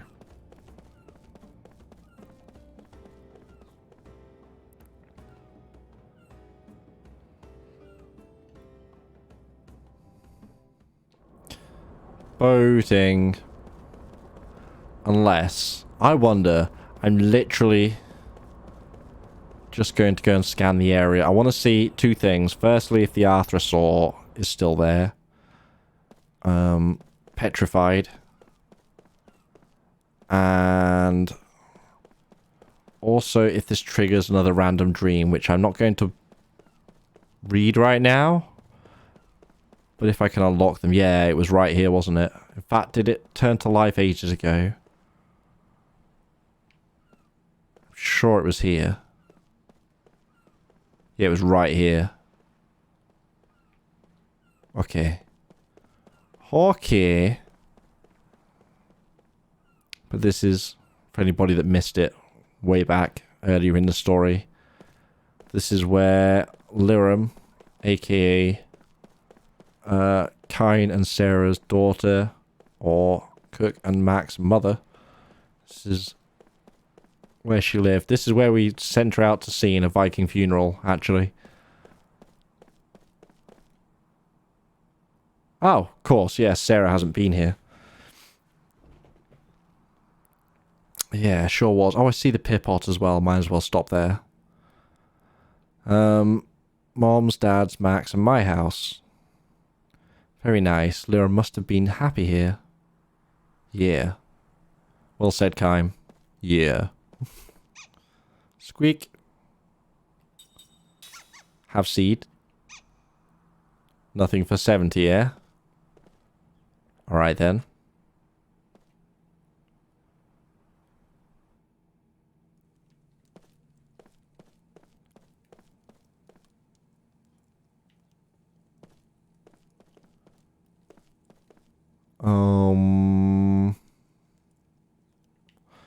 Yeah, never mind.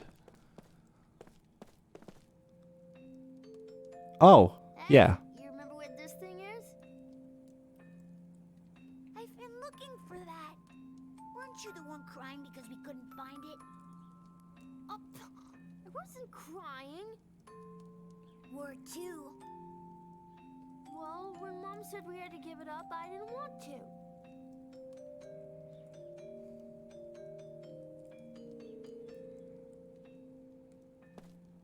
What was it? It was out of focus. Mom made the best cookies. And now I want cookies. Our friends all said that her cookies were the best. Only because you've not had my cookies. Why are there so many potholders? Wait, what? Because Mom loved those things. When she found a cute one, she'd say it would look great in here. And Oh, she'd buy me. potholder is a term for an oven mitt, I guess. Alright, makes sense. Really? But even though we had so many, she hardly ever used them. Why? She'd just forget. And she'd go to grab the lids with her bare hands and she'd yell, Does your mum make good cookies? What kind of cookies, Axe? She did that every time. One of my favorite things about making cookies is I'd just like make a load of cookie dough, roll it into a big sausage and like cling film it and freeze it. And then if I ever want cookies, I just peel a bit of cling film back off the frozen thing in the freezer, chop off a little disc, put it on a tray in the oven, bosh. 15 minutes later, fresh hot cookies. So good. 10 out of 10 would recommend it. And they're so easy to make as well. Like, basic cookie dough is the easiest shit in the world. And then you literally just throw in whatever the hell you want to add. Like, literally the kind of thing you could sit and do with kids and stuff. For anyone with children, or young relatives, friends, family, anyway. But just great anyway, let's be honest. We all love cookies. And Chalky Chunk is a classic. It's good shit. Yeah. I remember how she would rub her fingers on her ears after she touched something hot. That's funny. I do that too. Just like you. Oh, really? It's a family eccentricity.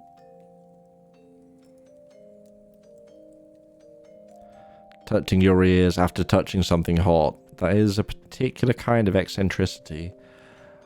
Was this sparkling in the bookcase before? The medicine you ordered is in this package. However, I must remind you that this is meant as a pain reliever, not as a treatment. I know you are not prone to fits of despair, so I will be blunt. With your illness at such an advanced stage, treatment with conventional medicine will be difficult. See a doctor. If you ask Her Majesty, I'm sure she'll procure a talented sorcerer to suit your interest. Take advantage of it. You must think about the children. Have my doubts that living in Ghost Town is the best thing for your health right now. The fact the place she's living in is literally called Ghost Town. There's no one here except them. She was always doomed to die. Anyway, I heard you keeping up the house after your husband's death, but you must consider the needs of the living first. Any family you can call upon. Hope you can have the treatment you need. Yeah, I guess that was available before. Let's double check upstairs just in case it triggers something now. Oh, there we go. I suspected. Look at this. Kime, Sarah, did you know that Mac played with dolls? Don't doll shame him. Yeah, but you were always playing in the mud. We were 4 years old, right? Yeah. Mom was so mad when I came home so dirty. Remember? She said she couldn't do enough laundry to keep up. Max seems overly saccharine and somehow innocent despite everything they've been through. And Cook just seems like a bit of an asshole. You know? She said she didn't care how dirty her clothes were, and she ran out in her underwear. Fair play. Shut up, shut up, shut up. I laughed so hard. Mom went chasing after her. Yeah, And I ended up falling in a puddle and was covered in mud from head to toe. But then we all got in a bath together. Yeah, that was really fun. It's kind of neat that you remember it so well.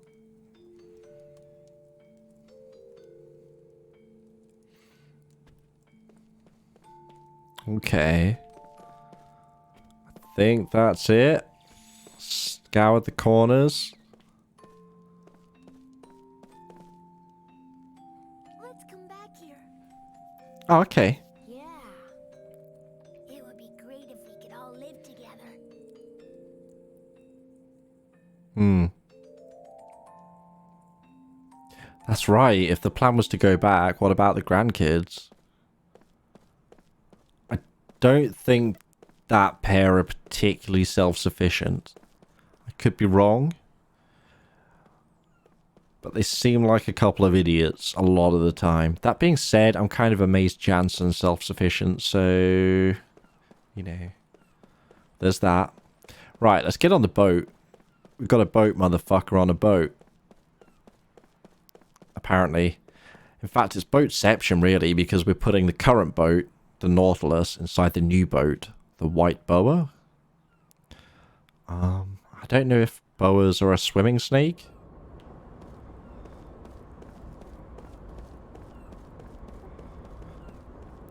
Rick and Morty.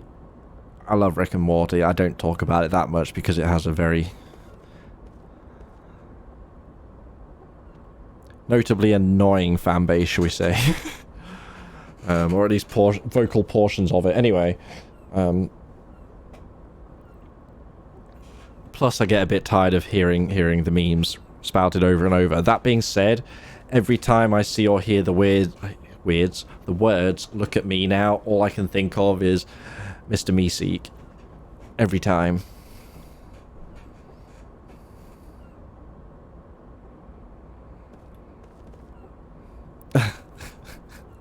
Yeah, see, there's one of the things that got memed to death.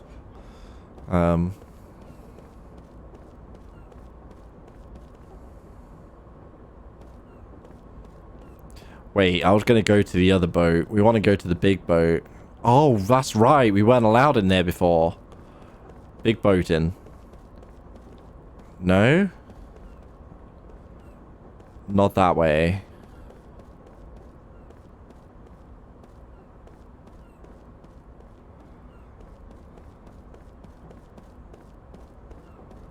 I mean, to be fair to the show, there is a lot of stuff going on under the fart jokes and all of that shit, right? You can't really sit there and deep delve on it, but also people tend to deep dive, deep delve, whatever, however you want to put it, things far too much sometimes. I don't know. It's mainly, as far as I can tell, a case of what's this referencing or whatever. Not that way? Which way is it? No, that was the back way. I found the front way before.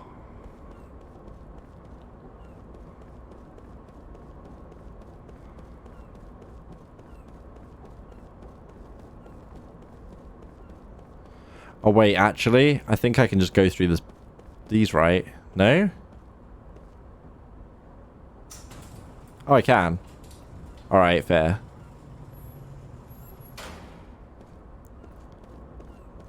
Anyway, what would you name a gas person? You think of a better name than fart? I can't. Oh, this was awkward to get to.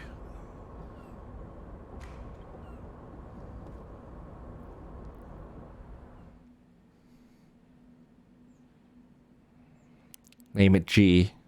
For gas. Wow. Wow. Exciting. Up next in the General Cheers Comedy Hour. Ba-da-ba-ba-da-ba. No? Waiting for the next joke. You're not juvenile. I call bullshit. Although I can't think of a specific example. You don't have to be a child to appreciate a fart joke. Farts are just a universally funny thing.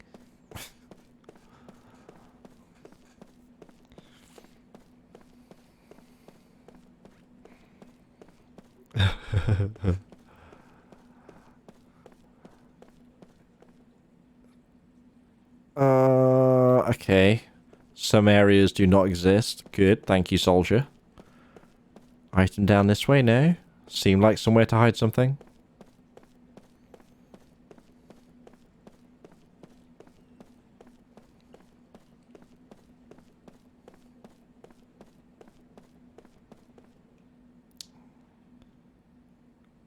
I think yes.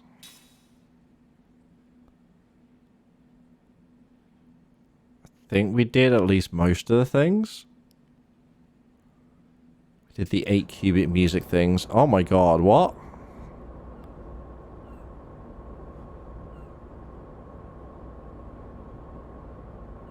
What is this dock? What does that thing do?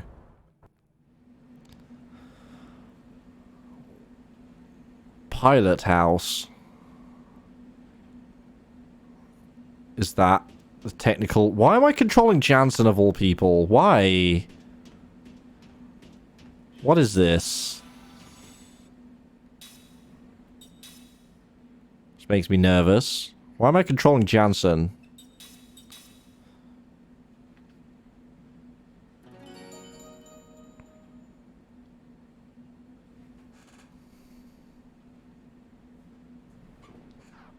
Only Jansen.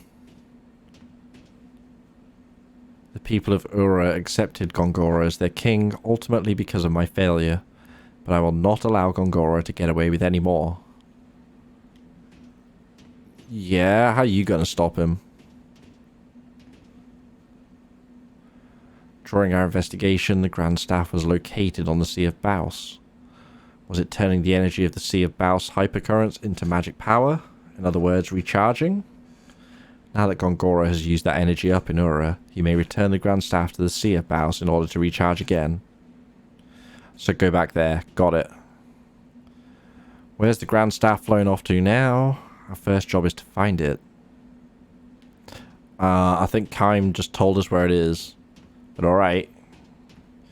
Oh, we're gonna have to go and find Ming as Jansen for an awkward romance scene, aren't we, or something? I don't want Jansen to hit that.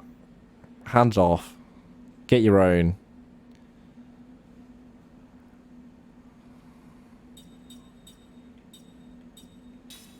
Oh, you're the ring person, right?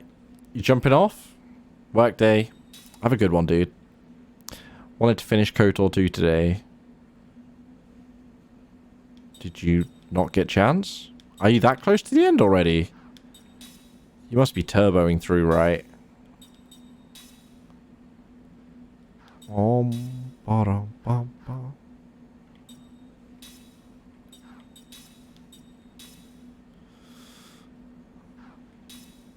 Blockcaster, yeah, I mean...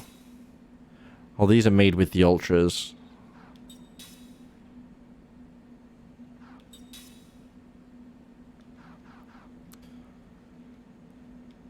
That's fair enough, dude. That's fair enough.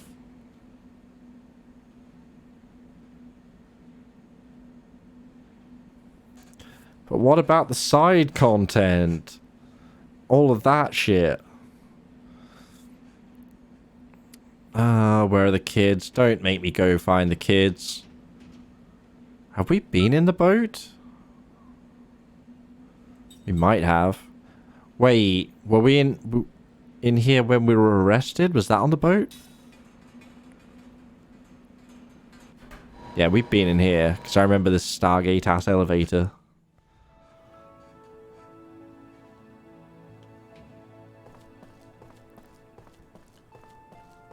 Oh yeah, this place is nice.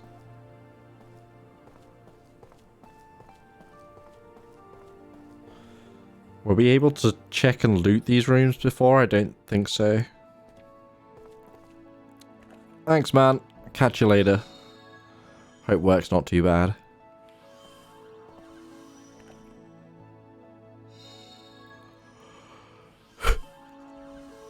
Flower of Suspicion. Alright. What's so suspicious about it? Why?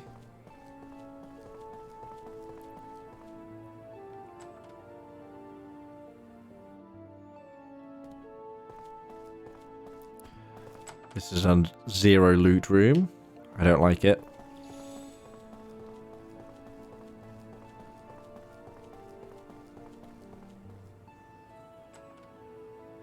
Give me the goodies. Yeah, I remember fighting in this room. Random encounters.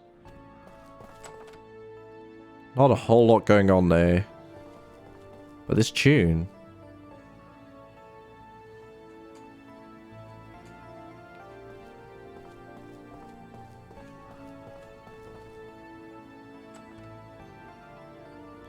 This is nice and different as well. Ooh. Ooh. Oh.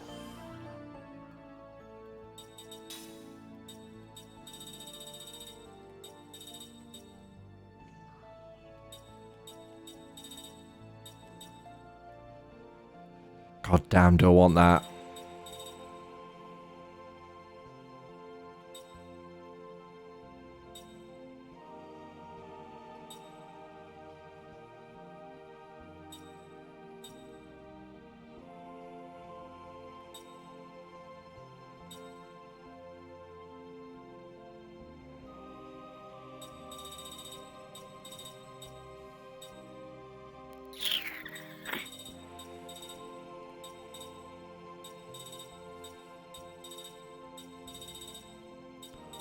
Nothing, nothing, nothing.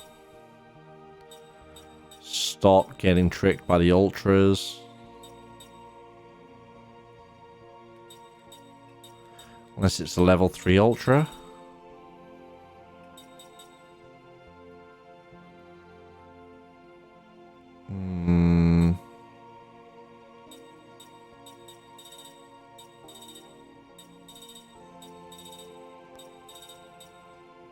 Should I be doing it?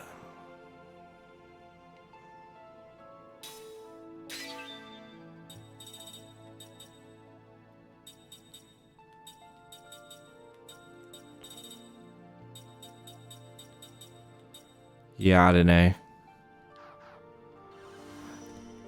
There's like slightly too much to that system that I just can't be asked necessarily sorting through.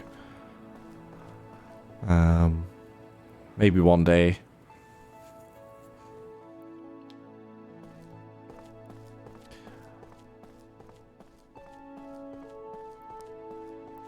Well, she's not here.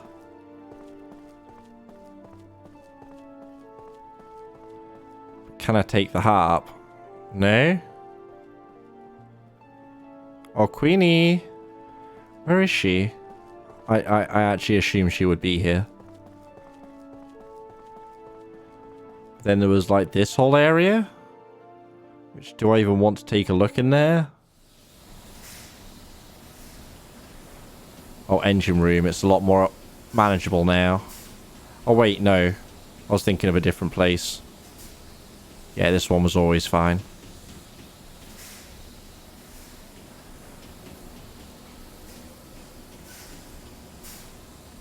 Weird alcove.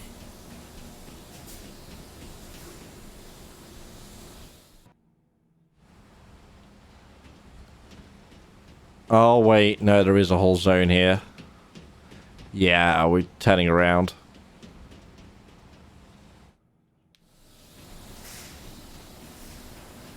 I get the feeling we were meant to be finding Ming.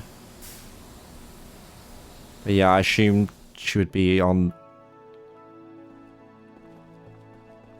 What did they call it? The cabin? The cockpit? I don't know, whatever. The helm? The boat steery place.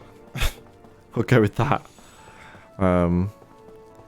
Yeah, she wasn't there. She's not in her chamber. We haven't seen Seth either, or the children, come to think of it. I hope they're not in the engine area. Pilot house, that's what they called it, right? Main deck? Maybe main deck.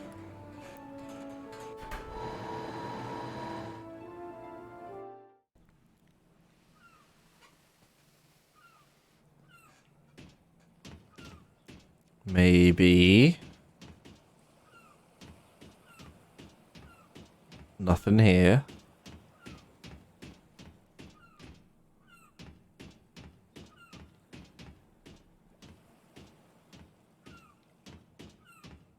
Oh, there we go.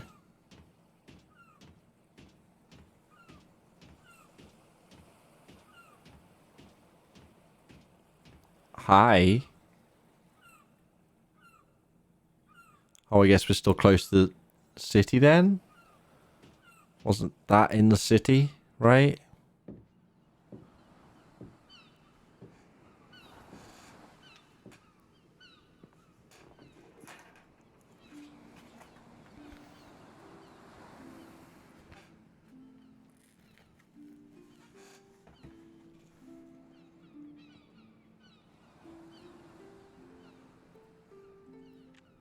Do you really mean it? I can't say what Gongora might be planning. For him to remain in this world for his own selfish ends.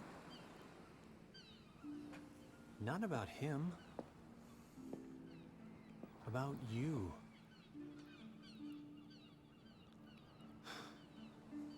I get the feeling they're all going to be staying, though. Don't you want to stay and save Namara?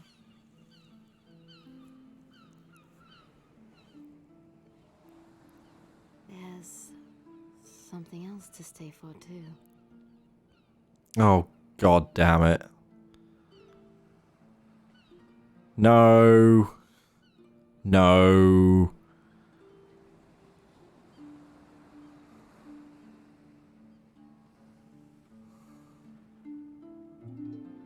Boo. Wait, is she floating?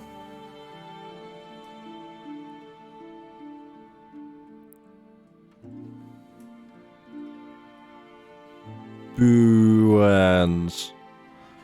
Booans. Sod off, Jansen.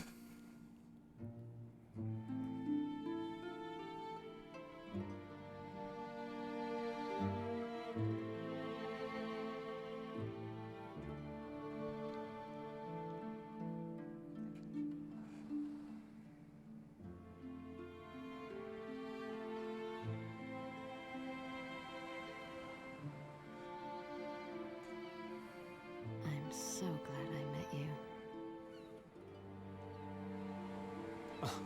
What? Really? Flustered now?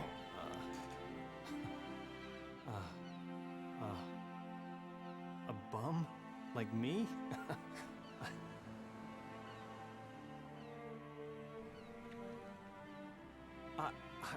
I'm sorry. I'm not used to this, you know, getting serious like this, and well, I mean, you. See, you're queen. You got a castle. It's, you know, own your own country. You know, I'm serious when I fall in love. I mean, you know, I don't play around like that. I mean, I know I am good looking and kind of irresistible. But see, I never thought you'd get serious about me. And I gotta tell you, I mean, you being immortal, and I'm just, you know, just a regular guy. You know, good sense of humor. You know, but I don't know what to say. Help me. So queens shouldn't fall in love?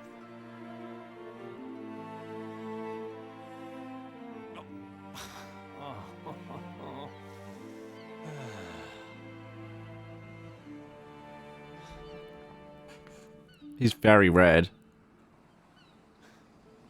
Or am I imagining it? His face looked very flushed.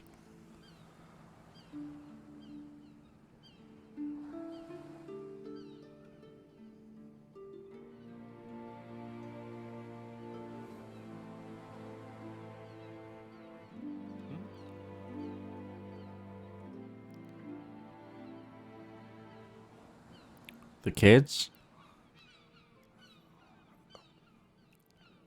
Are they spying? Okay. I know you're there.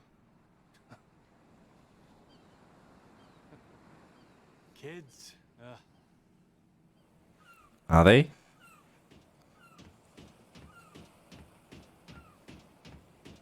Ah, yes. She likes you. You two little snoops. That's sweet. He's blushing. You're so cute, Ow! Jackson. What are you, sister?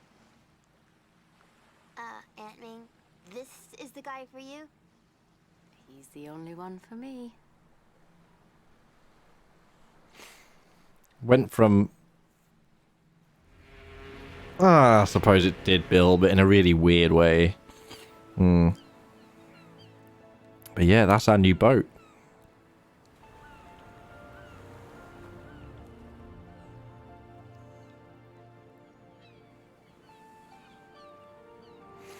Okay, but where exactly is that gonna dock in? Do we see? Oh, okay, we do get to see. That's pretty cool.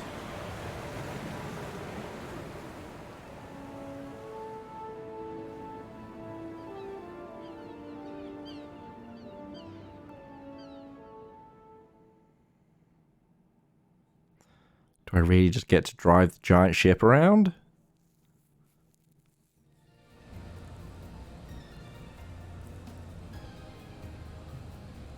Not quite yet. Ooh, I'm so glad they found the slant nose. I thought for sure General Kakuna would kill me after she got stolen. Oh, have you got that back too? Maybe this ship is no longer necessary without Kakuna, but I still love her all the same. Anyway, I'm glad we got it back in one piece. Now we just need an engine and we'll be back in business. Hey, it's the slant nose. You guys got her back? Hey, you're the guy from before. We won't give you the ship. No way. Well, we don't really want it because we got a new one. Hold on a second, Mama. Take a look at that engine. Gonna stick that on the Nautilus? Ah, you're right. Hey, you. Give that engine back to us. Huh? What? What are you talking about? We took this from a fish, you see? Don't give me that, Tall Tale. If you find something someone dropped, you're supposed to return it to him. So give us back our engine. Come on. Can't you see how thankful I am that you found it? Said, I don't think you're doing a good job convincing them of that.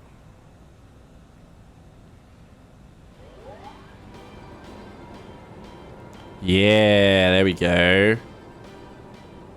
Now what? If we got Mama's engine on my Nautilus, we'd be in business. Well, we have, so... What kind of business? Wow. Will she really go that fast? Yeah, she'll be faster than the white boa. Ha! And she'll be able to jump again. Am I not going to be driving the boat?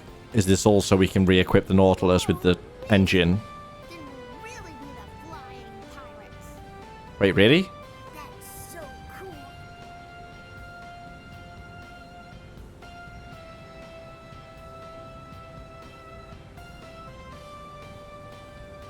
Really, though? I think that is what's going to happen, isn't it? Oh, no? Okay, I'll check. Work like the slant nose, yep. Press X while... Okay. Yep. Certain ice fields where it's relatively thin. Equipped with an internal hangar for the Nautilus. While in the Nautilus, approach the white boa and store... Okay. Beta launch. Okay. RB for the pilot house. Or shop at all time. Ooh, okay.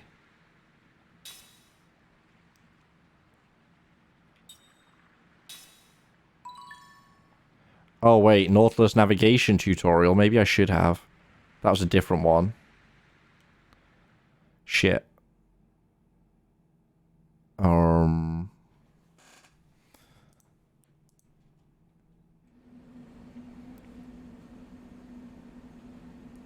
We'll probably work it out.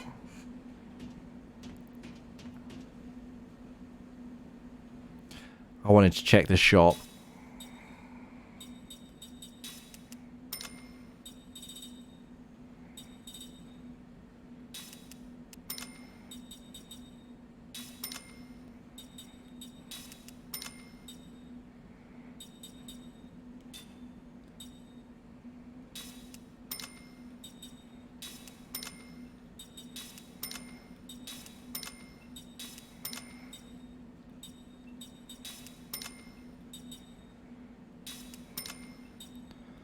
We have monies. Not as much now, but you know.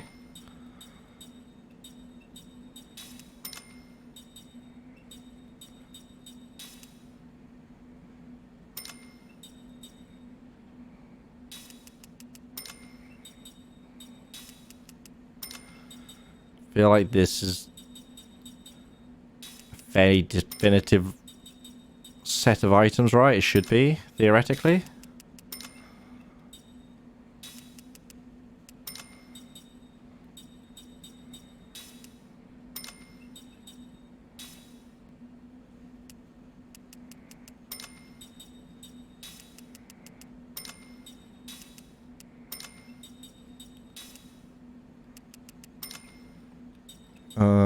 Yeah. A lot of money going, but I want the stuffs. Let's see what we can make.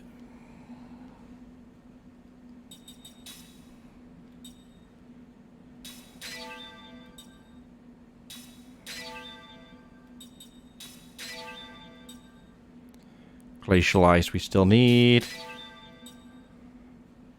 I've already made that. Well,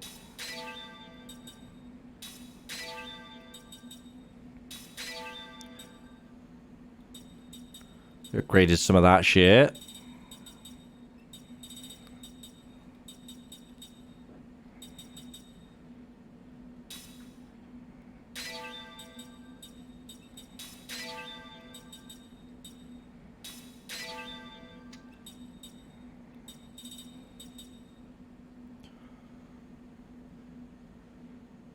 Beast hide rasp. Let's get some more of that. That seems to pop up quite a bit.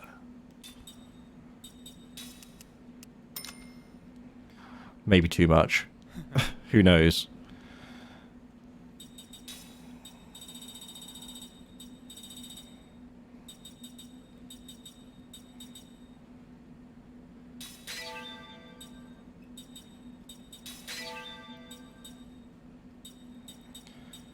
Creature ring. Super Kello. Oh yeah, those beast hides are popping up all the time.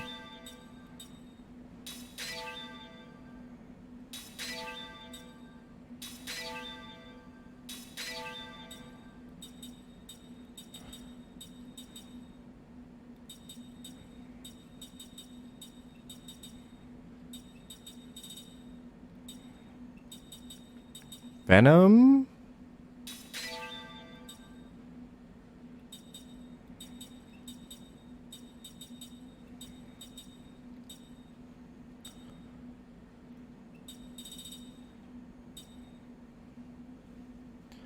We already have the coma ring.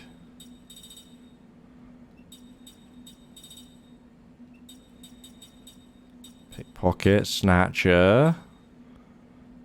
Brass key.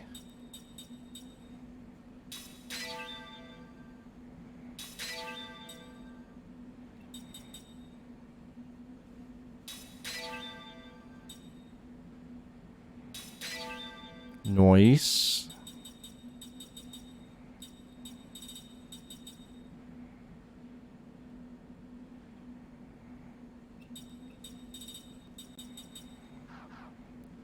Don't know where the ring guy was though. Not on the ship, as far as I'm aware.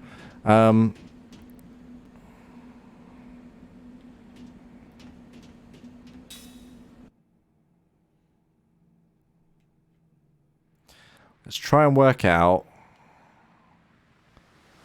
Oh my god, it moves slow. Of course it does. Can I launch the MacGuffin? No. Where are we going?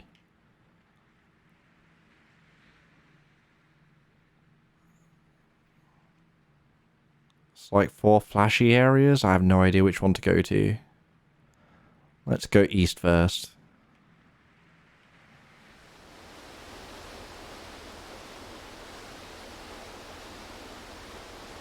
Launch. Let's see what it looks like. How do we fly? Oh, it's a jump. Oh, okay. Alright. Interesting. I wonder when that comes in useful. I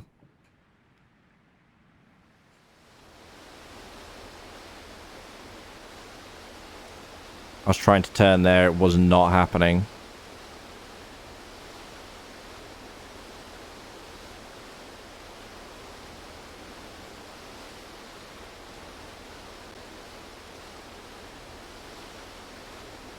Right, I think we want to go out this way. I assume we can go through the currents. Oh god, hang on. There we go. Not even a thing.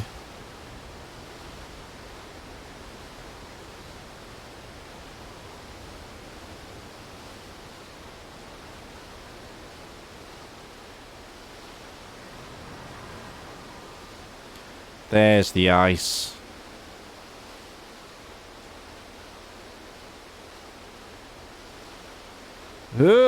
Turn!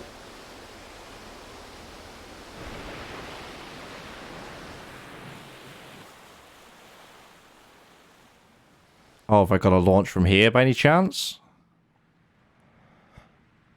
And then we go down. Right, because that ice was a block for some reason.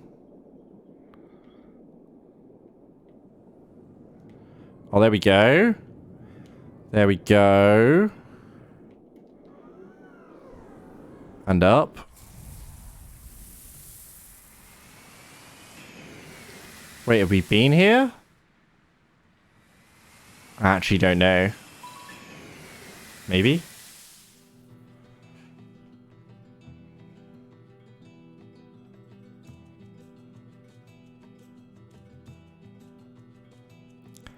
Temple of Enlightenment.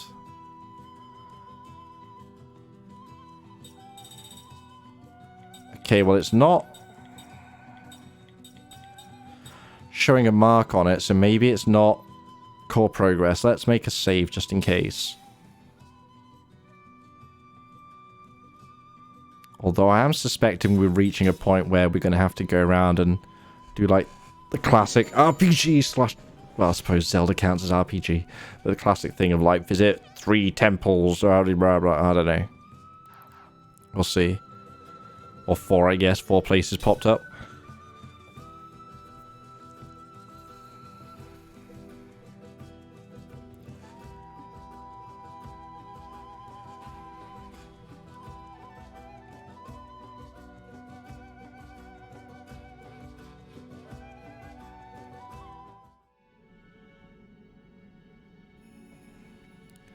Oh, this is like the ancient ruins. Same deal, I wonder? What's up with this place? Someone's got some awful taste. Looks like a temple of the Eastern tribe. A rather ancient one, even. I can feel spirit magic in the air. Mac. Hey, what's wrong? I'm not sure. I feel like... It's like someone's calling me or something. From deep inside. Huh? I don't hear anything. Sure you're okay? Yeah, but sometimes something just doesn't feel right. It's like electricity is flowing through my body. Kime? Keep moving. We'll find out what it is soon enough. It's fine by me, but let's keep it slow and steady, okay? We're in Eastern Tribe territory here, and in an ancient structure to boot. You'd best expect the unexpected. I agree. Everyone be careful. I kind of want to go and check the other places now, because this might be core progress. And can we just teleport around at this once we find the places, right?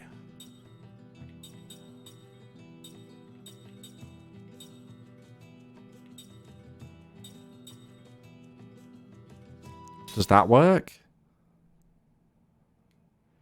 I think so.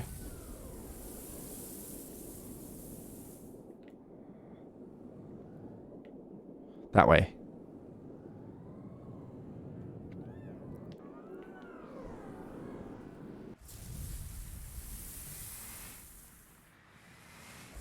No, I wanted to store.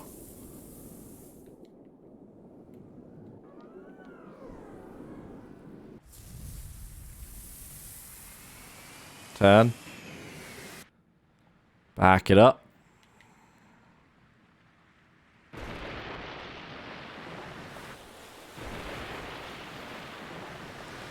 Just go check one of the other ones.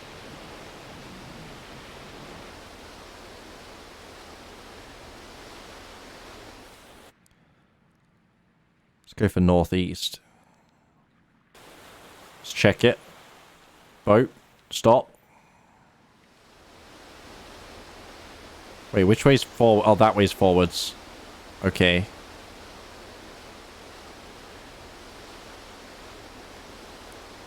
No music? Feels weird.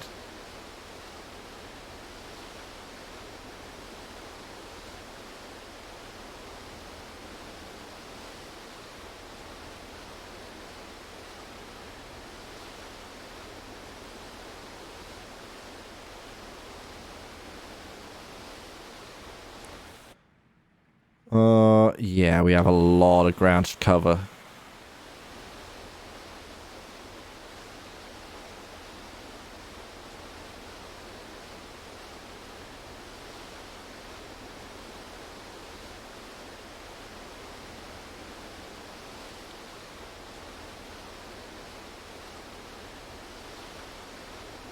Oh, I wish you went faster. Come on, boat. You can do it. Is that more ice?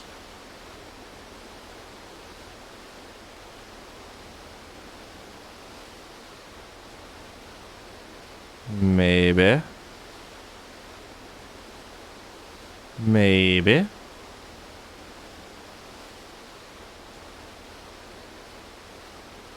Looking like it. Might be too thick, though. I have a feeling we need to go around here. Yeah, we do.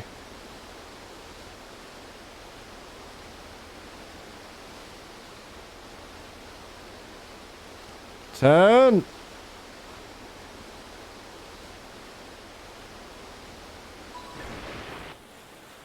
Nice. Pirate Fortress. Ooh. Ooh, hello. I'll look. I'm curious.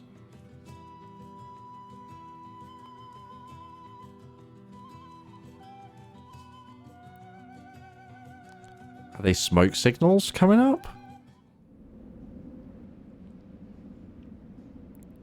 Wait.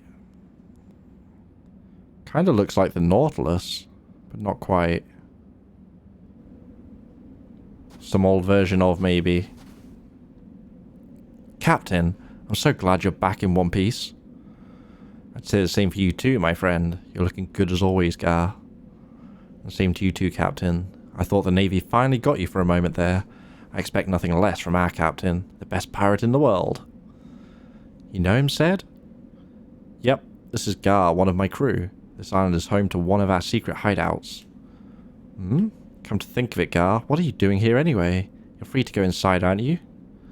Well, to tell you the truth, the ropeway to the hideout entrance is broken. It's not moving at all.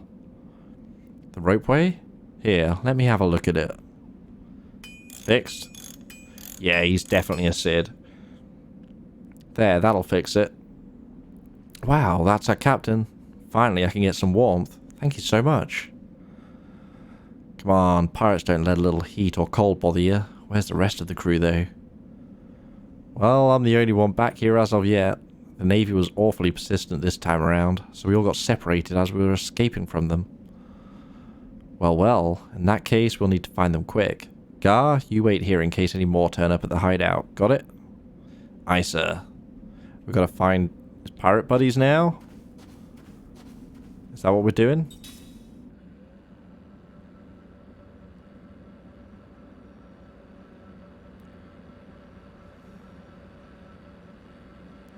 Yeah, Temple of Enlightenment sounds like serious story stuff, whereas Random Pirate Fortress, maybe not. Maybe not. Although maybe.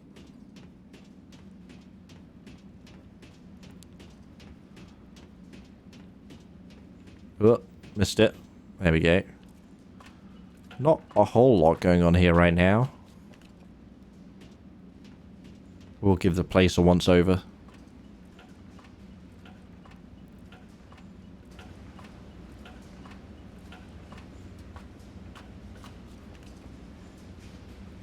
Well, that's a loot. Yeah, alright, we can at least get the goodies.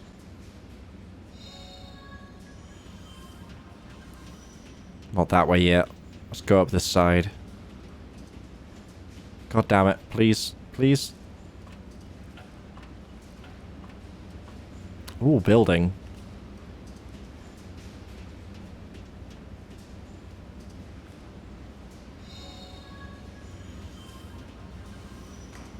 What do we got? Said studio. Interesting. Hey, quit rummaging around over there. Oh, hang on. Well, so this is where it was. What's that? It's a tool I made to repair those tiny out-of-the-way places. I lost it somewhere. You've always been a pretty handy guy, haven't you? Ah, Mama, don't give me that. This workshop's better stocked than the research labs in most nations, if I say so myself. For example, with these tools and devices, I could whip up a magic-powered locator just like that. Level 3 time? And here it is. There isn't any reflective interference anymore, so it should be a great deal more accurate. We can find treasure on the seabed with this baby. Oh. Oh, interesting.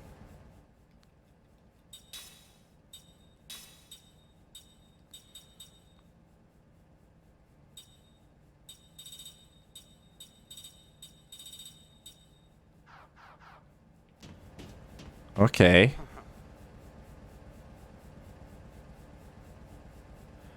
Okay.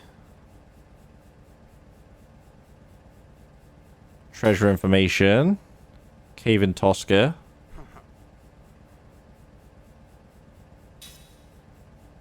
Oh, he's just going to give one at a time.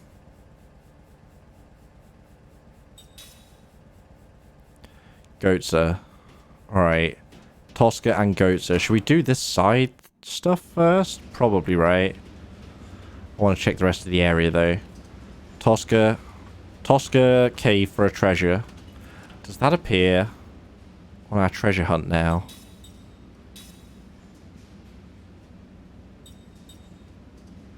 Or is it that one?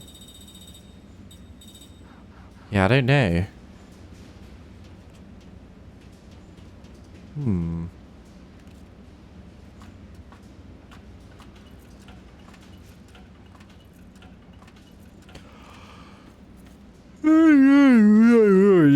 Excuse me. Yawn. Oh dear. Another penguin. In fact, there's a few of them. What are you doing, buddy? Can't do anything with you? No.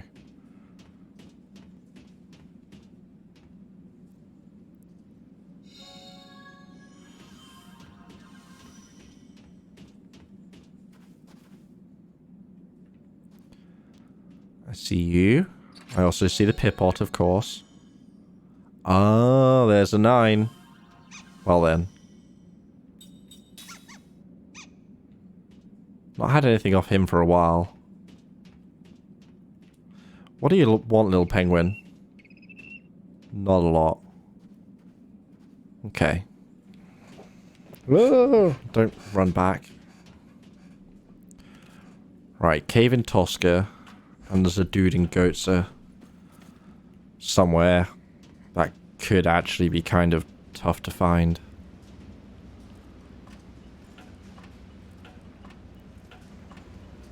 Hopefully the reward's worth it.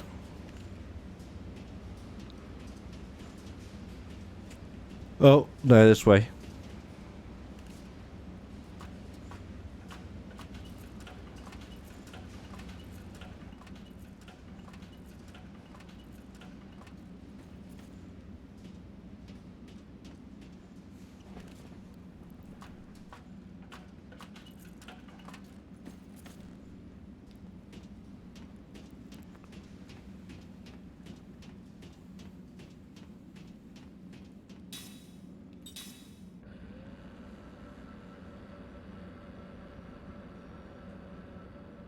Okay.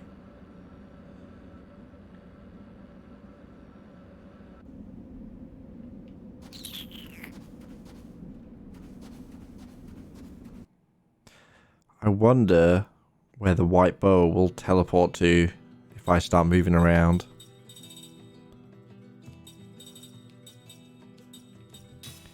Let's check the cave in Tosca first. Ba-da-da-da-da-da. Ba-ba-ba.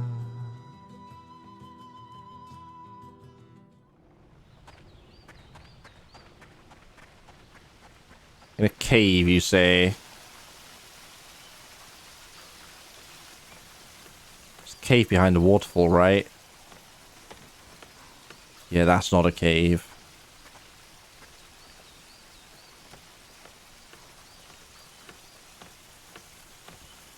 It's not showing up on the map, though.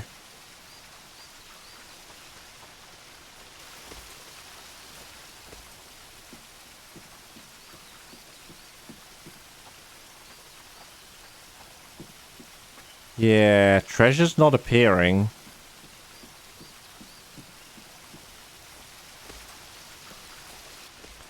So I don't know about his treasure hints.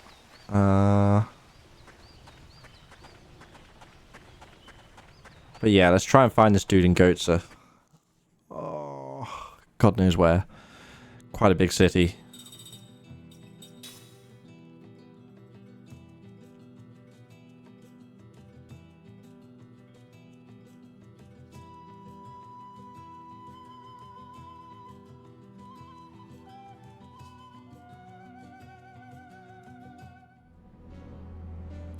The frozen city of Goatsa, you mean?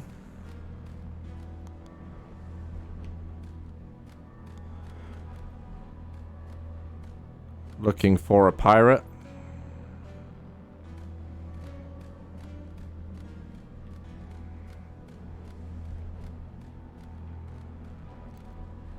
Oh, interesting.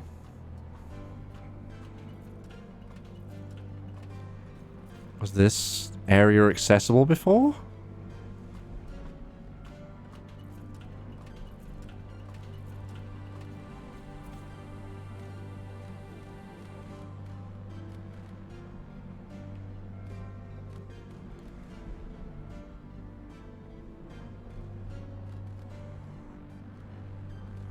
Not you.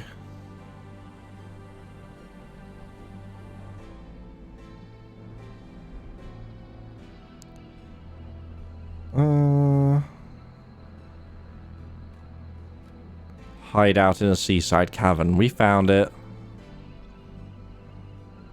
Treasure's not to go. Okay, there we go. There we go. Or I guess I probably should have been talking to everyone just for the treasure hunts, if nothing else. It's not too late, maybe.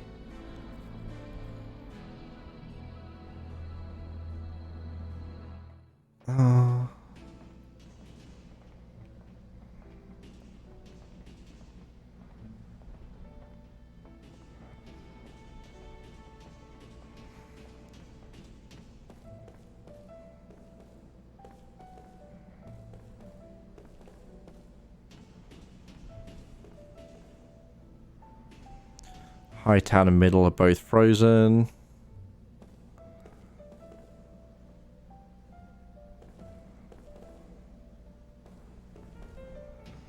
Okay. Not a lot going on.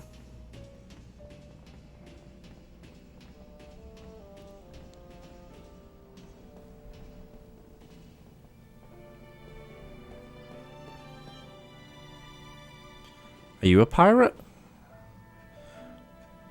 Aren't you the immortal who... I don't care. I took all those who didn't meet their end in the Highlands. Oh yeah, true. When you go to the Highlands and bring back the keepsake of the Kent. If I had that, at least I could feel their deaths were worth something. Another treasure hunt, maybe? Gonna have to let go, okay. There's a massive landsliding wall. Battlefield was buried. Oh, yeah? Oh.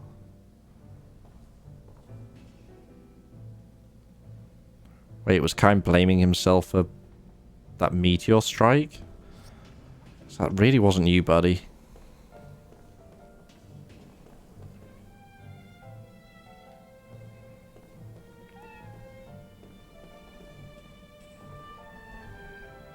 Looking for a pirate.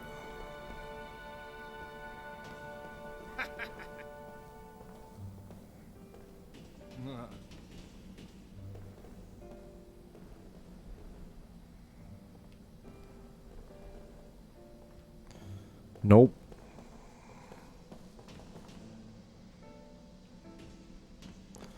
Nope, nope. There was a down there, but it was just a chest.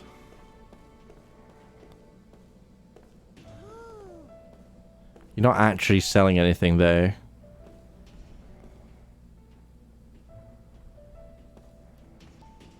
Are we gonna have to check this building? Because that's quite a mission. I guess so. Not back here. Or we can check here too, I guess.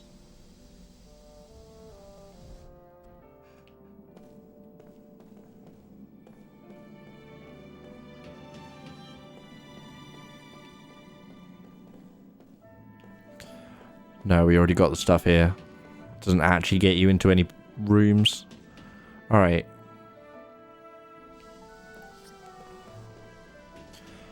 No one there? No.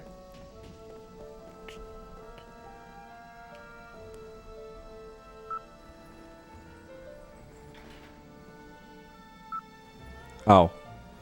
Whoops. Didn't even know you could do that. Oh, we unlocked some more backyard, didn't we? Thinking about it.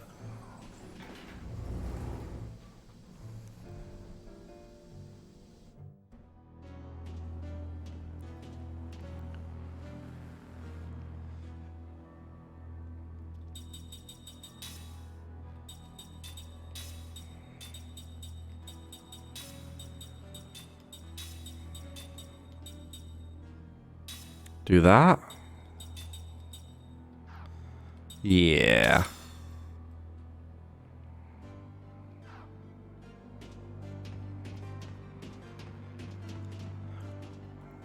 Let's just check none of these others were pirates. I don't think so. Prize exchanger.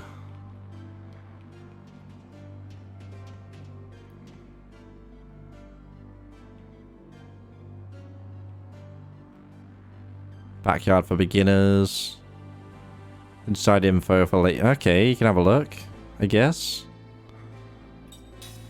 Battle info. Oh, I know. I've done these.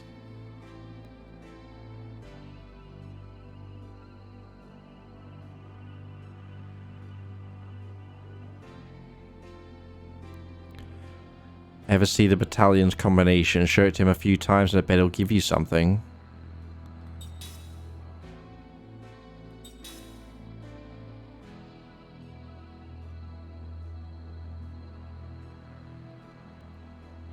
Oh, we got it. Okay. Hang on, because I'm seeing stuff here. So let them do the combination a few times. We'll call it 3.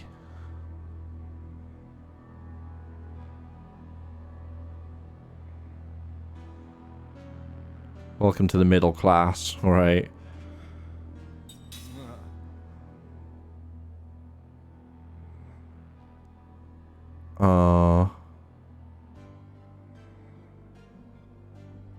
Yeah, I kind of want to see what happens.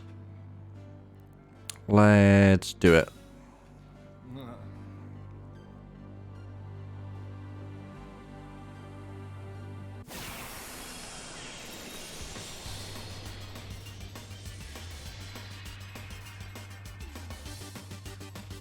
Oh no, look out! I forgot about this song. It's a good song.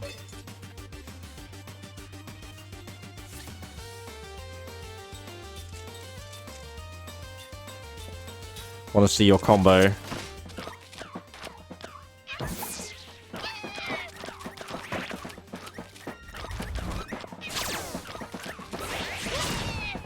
Good miss.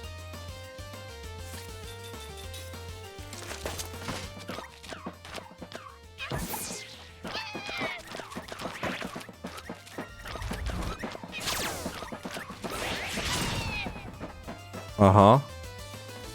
One more. Combo. No, I want to see a combo. Not this. This could be sadness.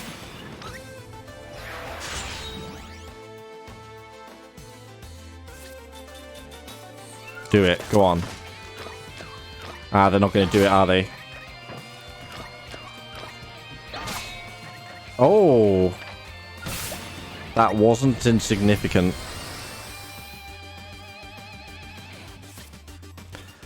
Once more, just to check. Last chance you get, guys. No. No combo.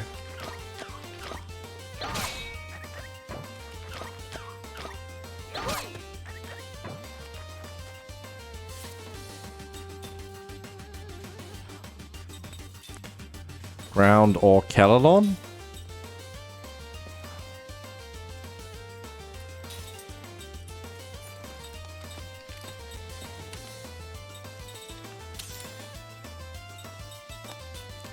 I think this is going to hit like a truck.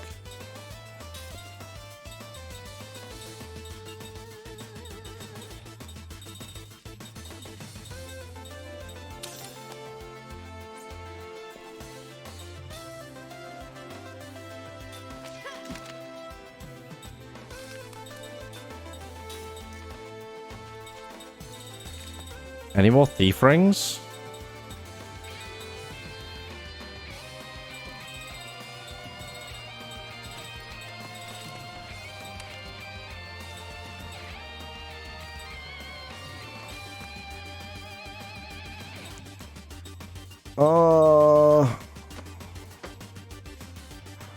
Yeah, we'll keep the rare on. Fuck it.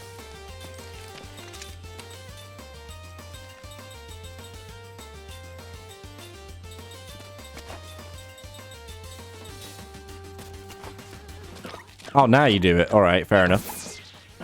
Well.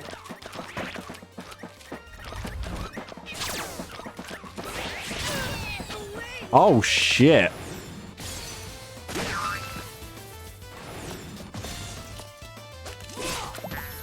What was that damage about?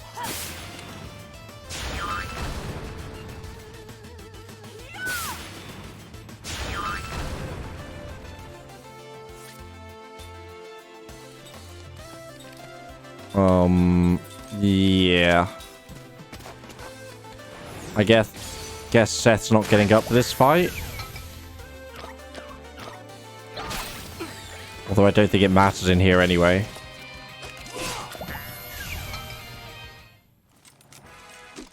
I can't afford to lose. Yeah, no SP or anything.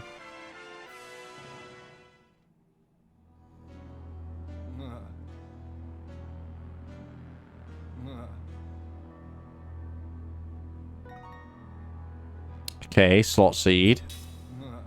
good. Is that the bonus every time? If so, we're definitely doing all of these. So, pure gluttony. We have to let the big bug, eat all of the little ones. So let's do that.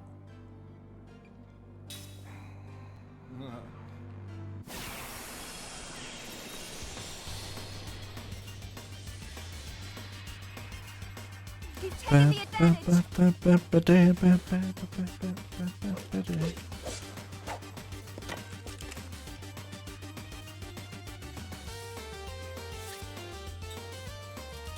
Hold. Might as well buff randomly. I think we get refilled anyway.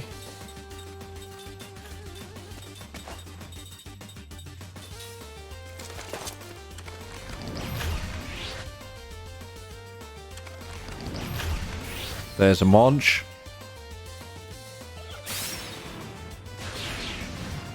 Yeah.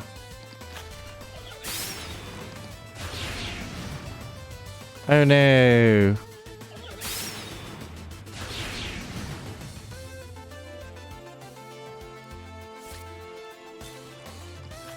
Do that. Why not? Here.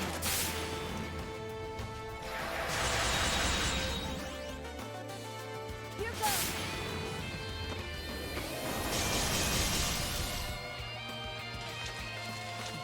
I don't care, just eat them. There we go. Wait. I'm kind of hoping there's a maximum their abilities can grow. I guess when they stop praying.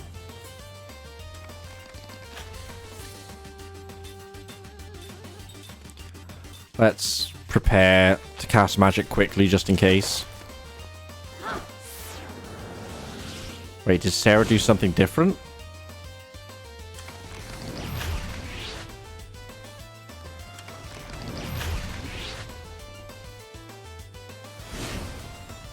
More appearing, okay.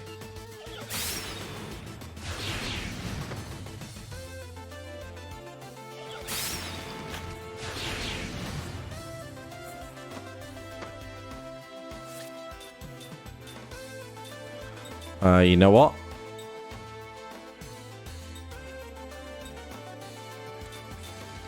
Have some regen. Oh, Waller. Shit, that's why. Never mind. Yeah, totally picked the wrong thing. Rip. There's the rampage, right. I think that one's fully powered.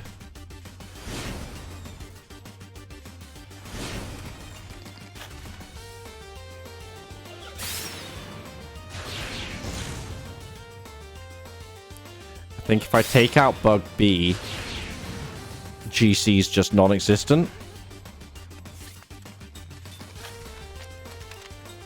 Organic wind. We need some fire.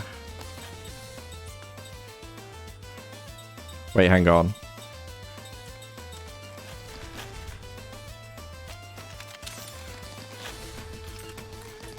What do we get? I don't know which is better. With damage and crit up, or who knows?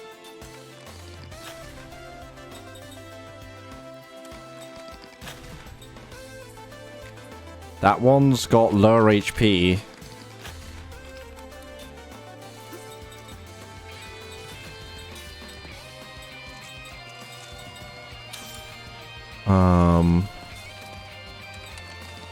Hit it.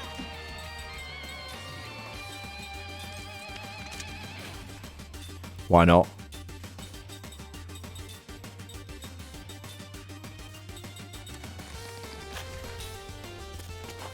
Sacred power of heal. Heal us. Get my heals on. Little babby heals. Nice.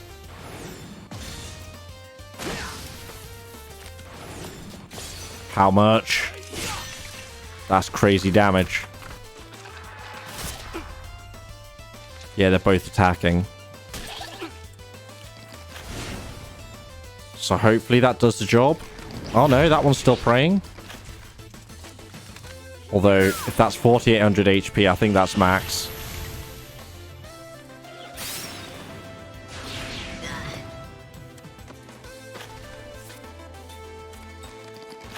It is.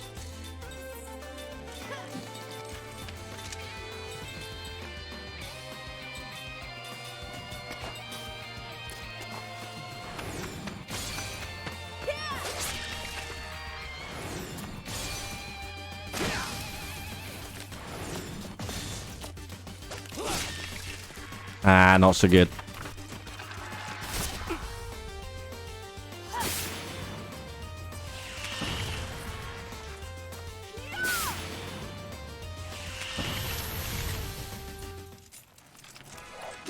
I hope that did it. Looks like I still have work to do. Think it was good enough?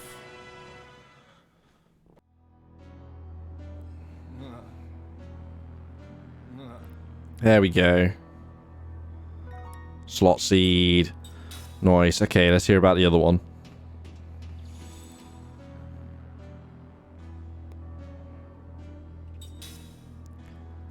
Light. 2 eyeballs. 4 white dogs. Set a record doing it too. Defeat the maximum amount of dogs. Alright.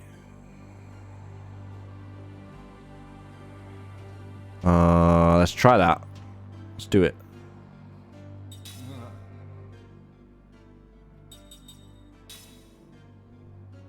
Yeah.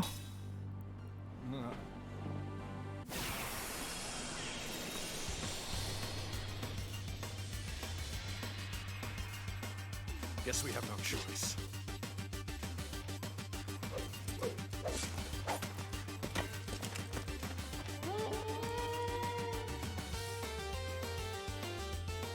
I think if we just keep killing the dogs, more dogs appear. So we want beast. Double dinosaur ring, I guess.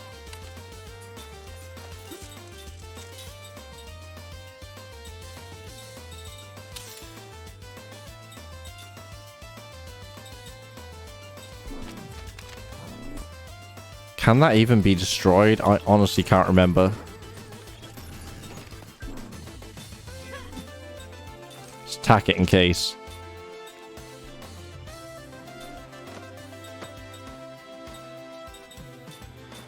Random buffing. I don't know. Something for them to do.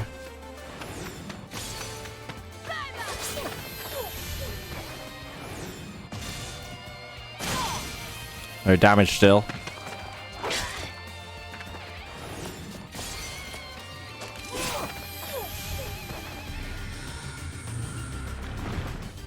I forget what that did. 10 turns. So that's 1.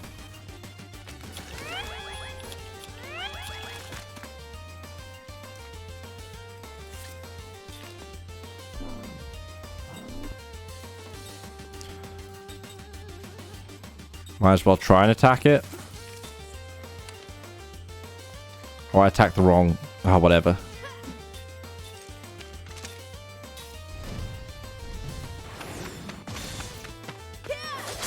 Wait, did I? Attack the wrong one? I'm not sure.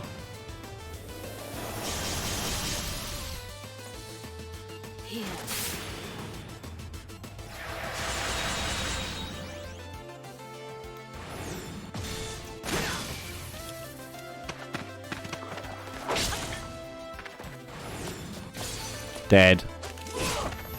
That's 3 doggos. 4. We're going for 5. It makes sense to me.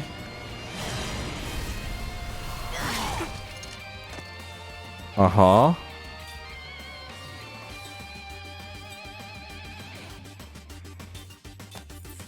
I mean... Sure.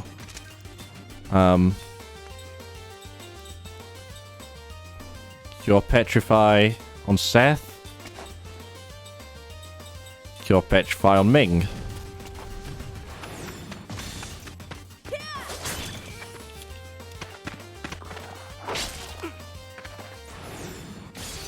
Fairly sure we can't steal in these either.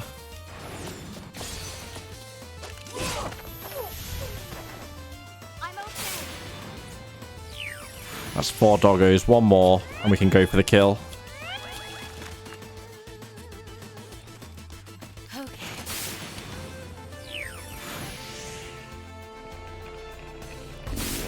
Yeah. Not worried. Much. Kinda worried. Ah, we're fine.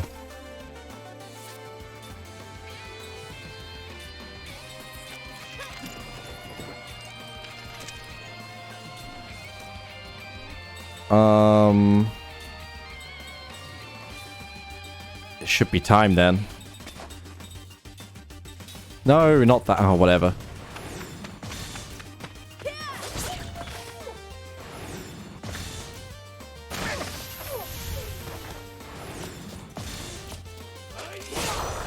Big damage.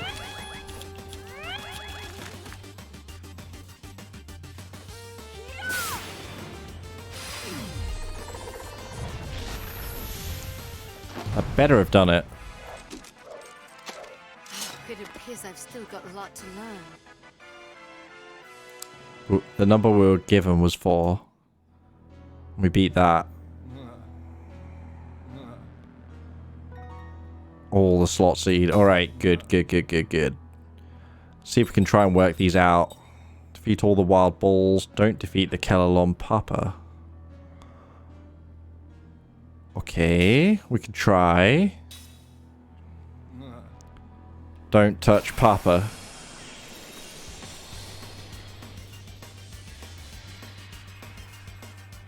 What could possibly be the bonus condition here? You wanna fight or what?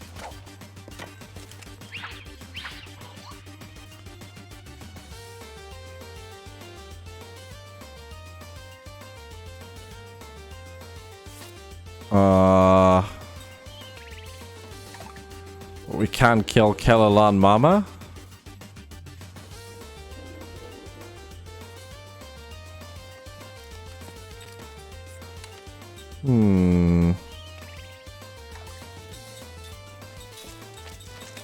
We got anti-magic. Magic killer 2, there we go.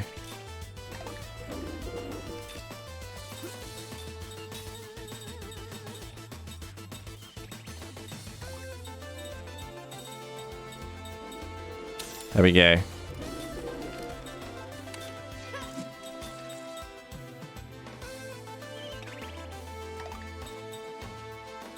Oh, they're mined. Interesting.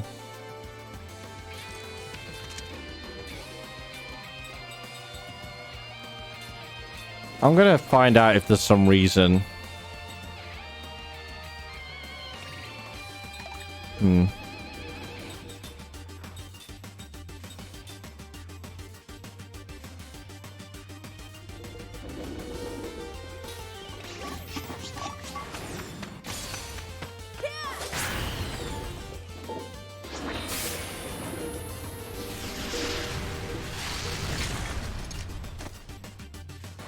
Oh, right. I was wondering why that gave me HP, but that's the fire absorb. That's fine.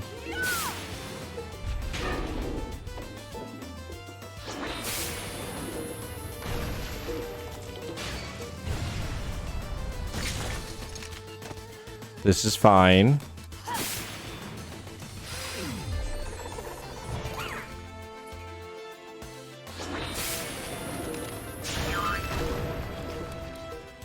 Wait a minute. Why did you attack him? Oh, he's trying to die. I see.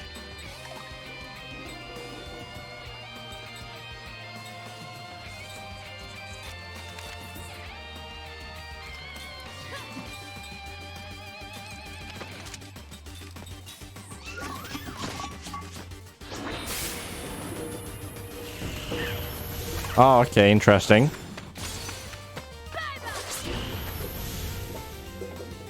Nope. Not my intention. Hope that got the 3rd star. I maybe needed to ask. Or should have asked first. I don't know.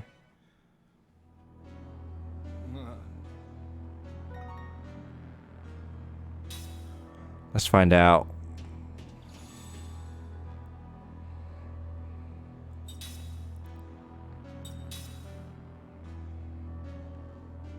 Ah, not yet. Okay. You need the book first. Right.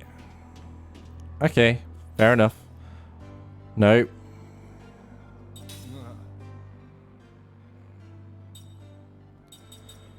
Art of Inner Sight. Defeat all enemies. Dark status. Seal.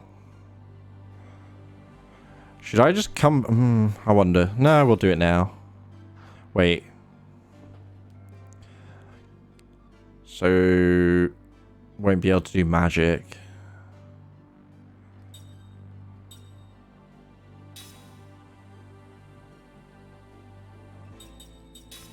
In that case...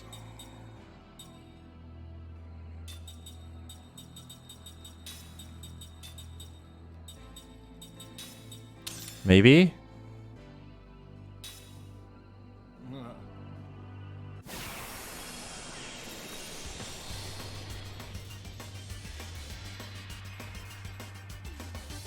Don't know how this is gonna work. Oh, hi.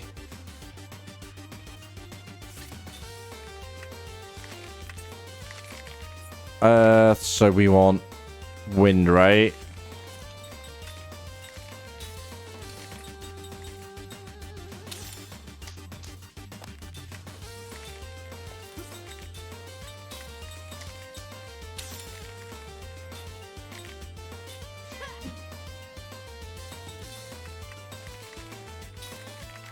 I will leave that on.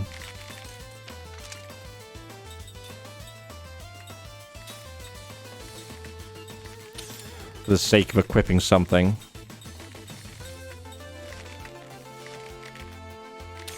Sure. We'll leave the owl for now.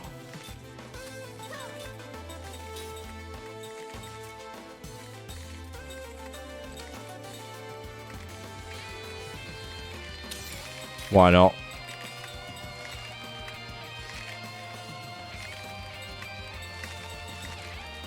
There's the wind.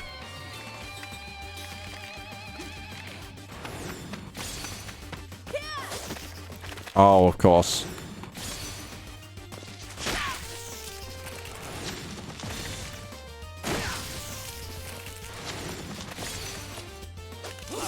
Effectively makes it a potluck as to whether we even hit the things. Good fun.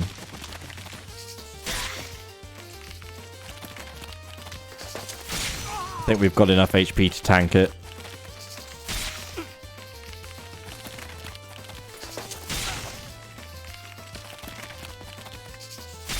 Got a lot of ailments on the go right now.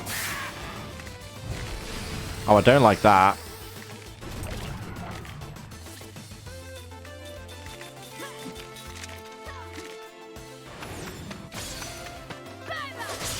Nice.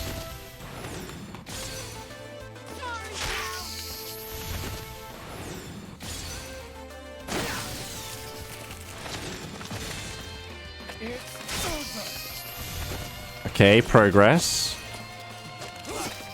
Almost. Still fine.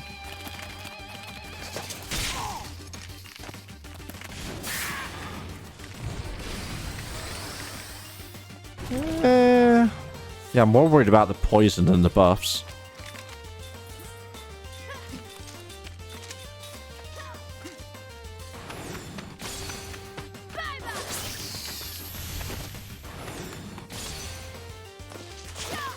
Damn it.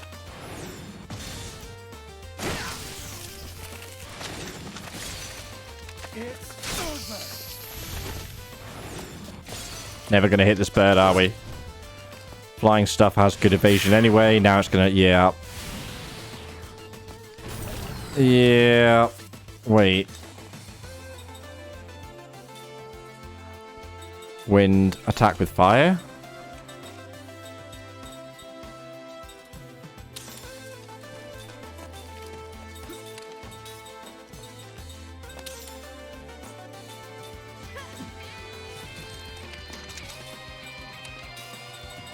Fire, fire, fire.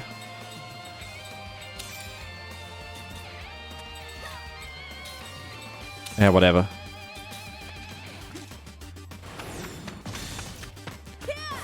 Or flying, I guess, would have been a good choice.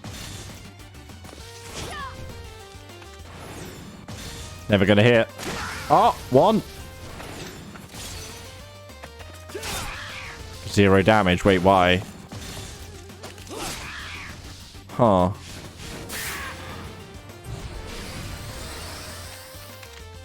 That's weird.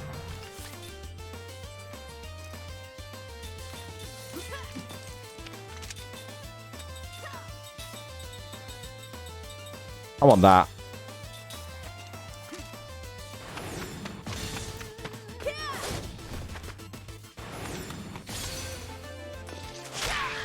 Zero still.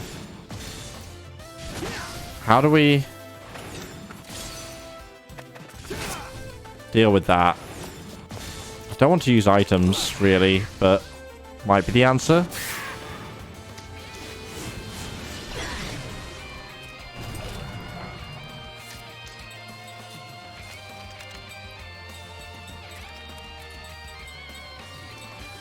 Let's try a baby bomb, just to see if it even works.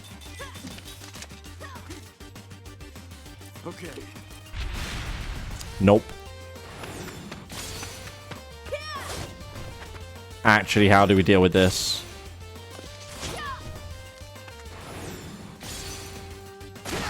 Oh, there's a hit.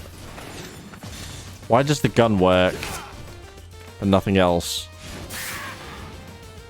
I don't follow.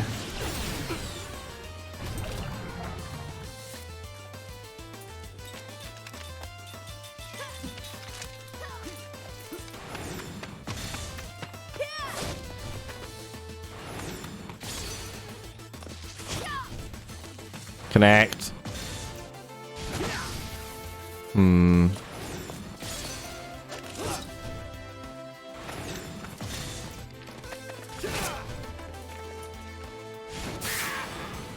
This fight's a pain. This fight's definitely a pain. Kime will get up again. At some point.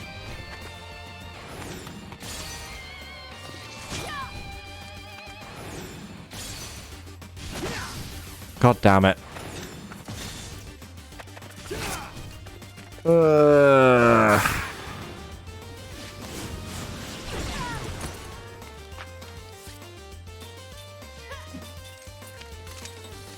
No spells. I don't think they're more likely to... Oh, let's try it.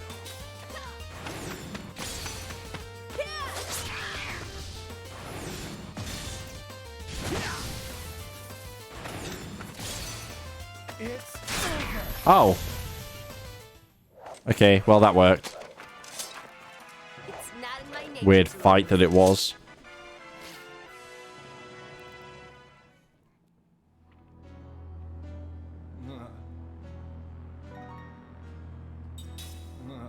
We'll keep going.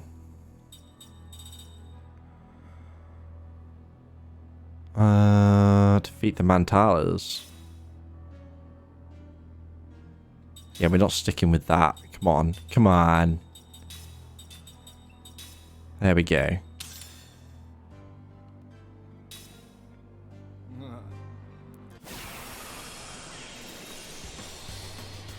Give me some nice straightforward enemies. We've taken the advantage.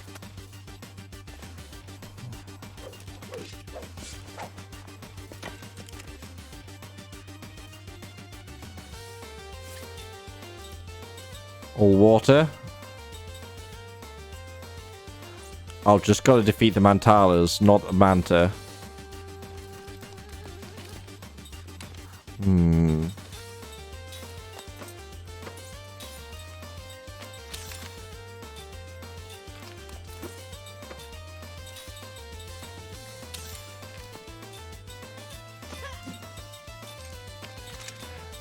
I guess then the easiest way is just do that.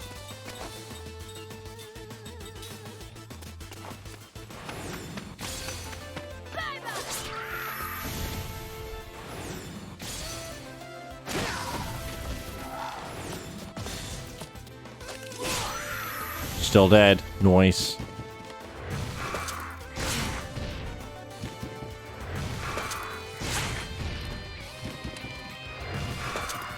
Enough of the status shit. Do you mind? Come on, massive numbers. I wonder what is the max damage it can deal.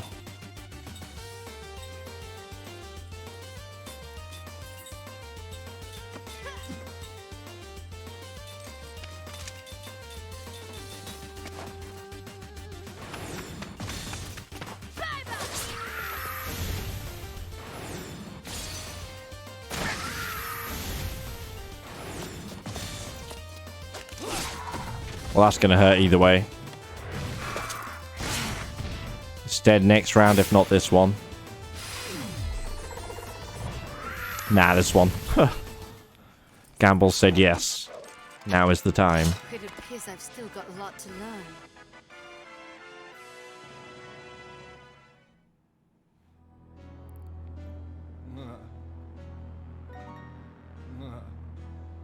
Oh, I got a bonus.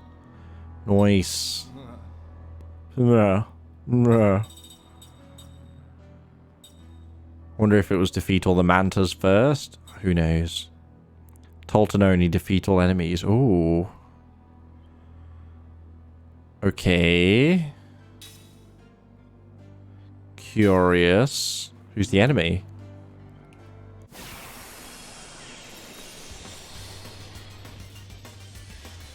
Hey, I wasn't ready. Random guard. Is that it?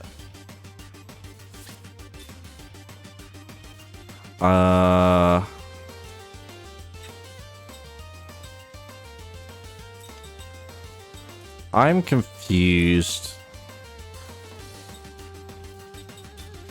Let's just give you damage up. Straight damage. It's hard to go wrong with it.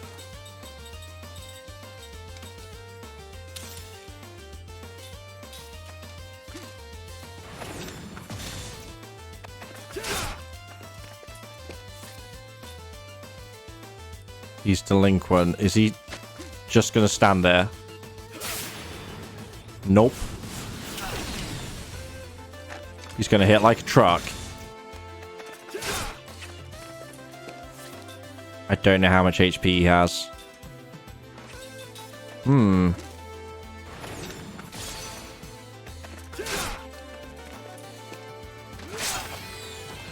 that's preferable. Does less damage than Forcer.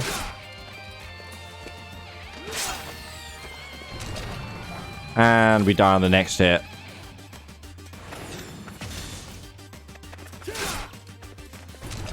Yeah, I'm confused. Oh? Can we not die from poison? Interesting.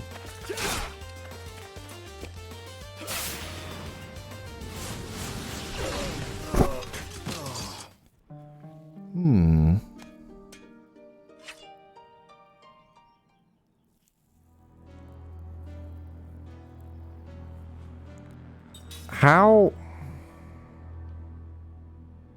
I have an idea. 1 star. 1 star just for trying. Interesting. I'm going to spam gamble at him. See if that does it. Or it's Tolton only, so we could use a Tolton specific move. How about that?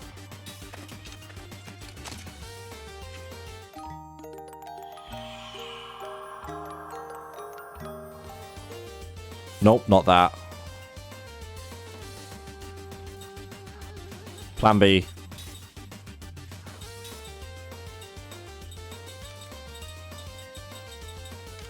That'll do.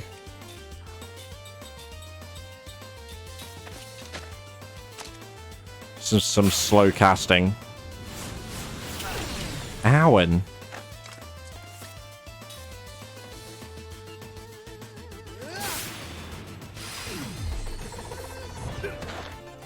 I mean, that was good.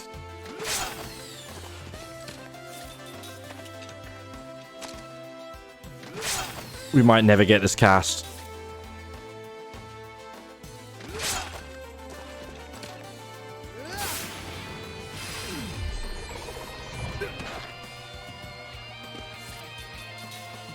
I actually don't know the answer here. Oh? Succeed, please.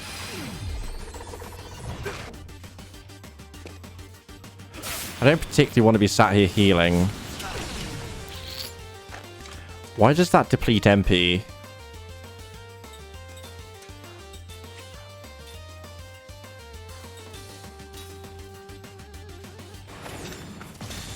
He's not even...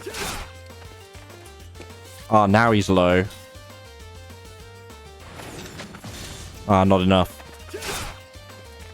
I'm dead. This one's awkward. But I got into low health. I'm not entirely sure what it wants from me, though. Like, I think I can do it. But not the way they want me to. Hmm.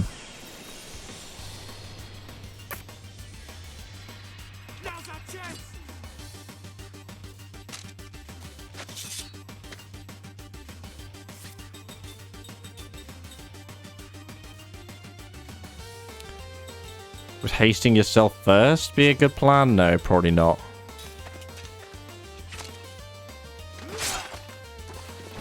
Poison, turn 1, are you serious? Well, RNG seems to play very, very heavily into this fight. Especially if I gamble. This fight's done. As soon as that poison hit turn 1, it was over.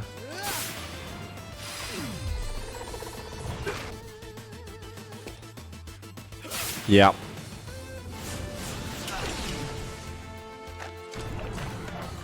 Oh, that must be the... whatever skill it is that stops him from dying first time.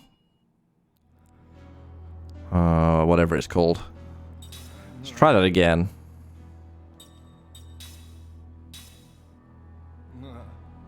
No.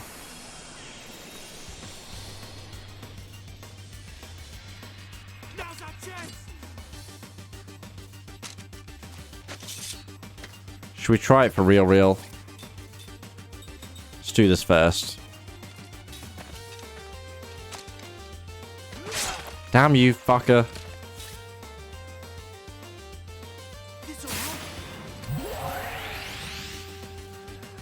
Wait. Is regeneration on? It is.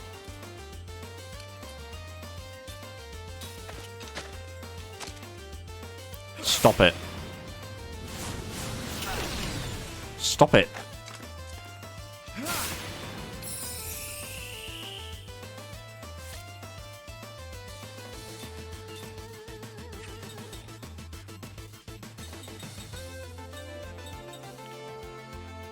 So tempting. I'm gonna do it.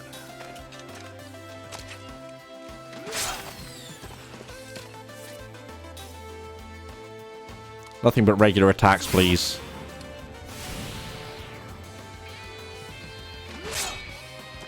Oh, nice.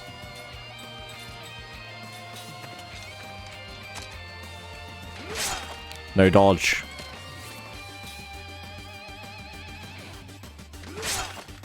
Not working out well for me, that. Yeah, buffing was pointless in the end.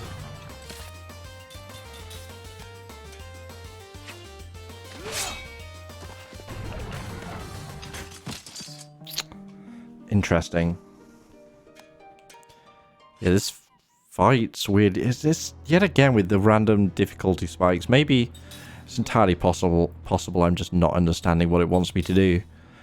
But that's kind of also on the game for not telegraphing that, not communicating it. I don't know. It's weird.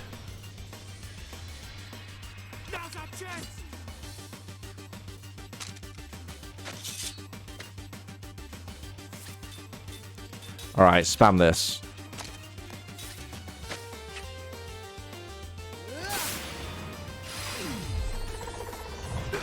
No. There goes my MP.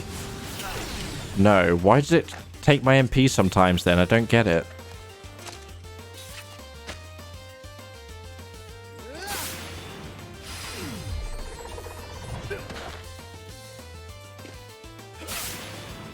Why are you spamming the spell now? Why? And now we're dead.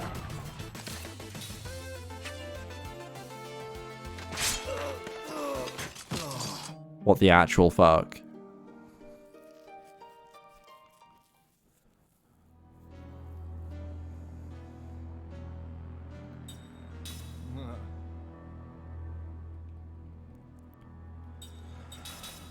I feel like this will work eventually, but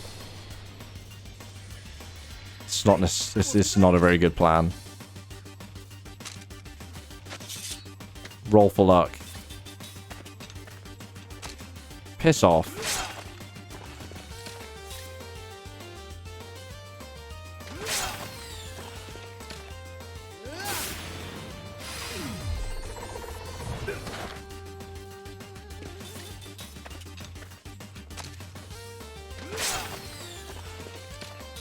There's like zero consistency to the attack pattern.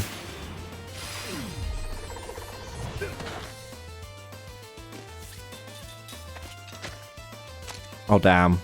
We're dead. Maybe? No. Not quite. Win or lose on the damage here.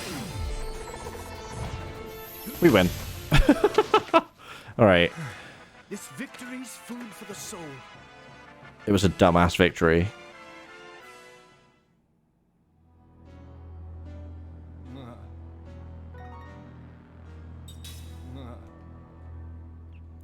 Final one. Oh wait, what was it? Fireworks night. Defeat all enemies. Exploding balloons. Interesting. What? Really, game? Obviously that's the formation I wanted, right?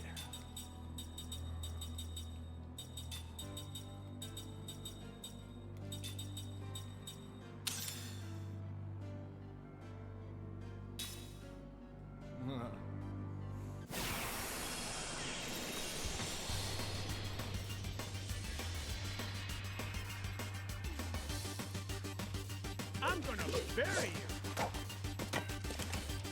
you. Yeah, these things. Water spam? In fact, let's keep it real simple.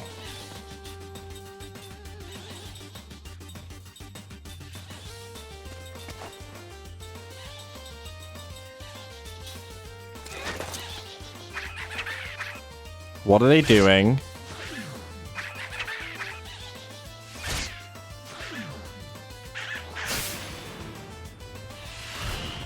Ah, idiots. Right, I forgot I'd done that. Oh no. So much damage. Nice. 69. You're dead. Probably.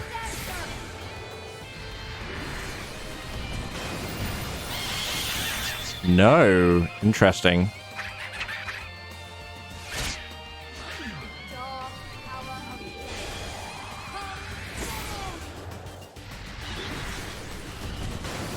Are they half dead?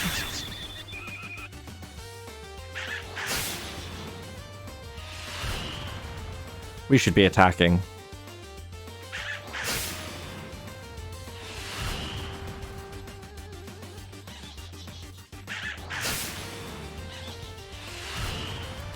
Yeah, blocking with the front two, unnecessary. They can't actually lower my GC. Well, physical attacks maybe, if they have them.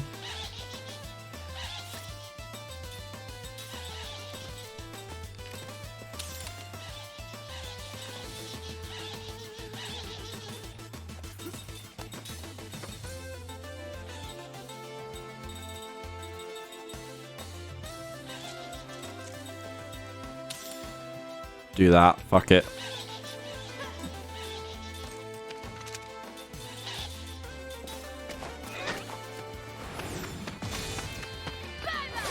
Bye.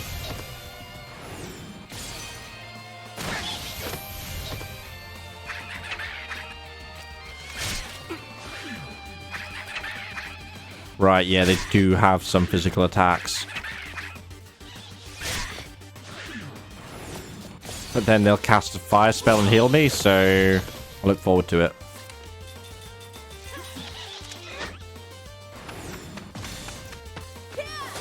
Stop.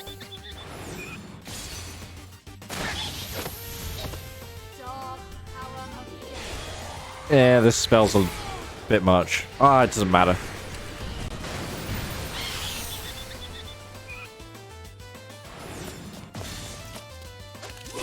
Bye.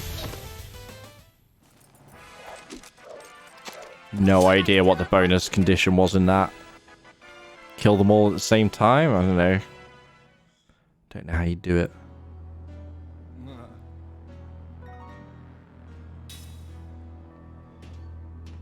Alright. What are you going to give me now at the back here?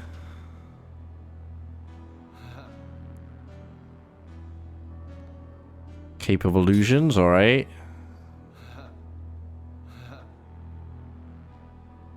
Invisibility potion.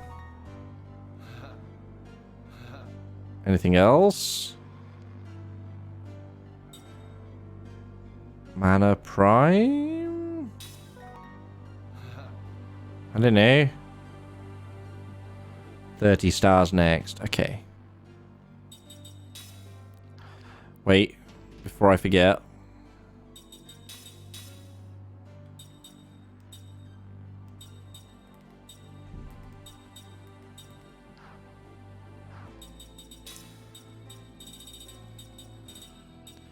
Anything new?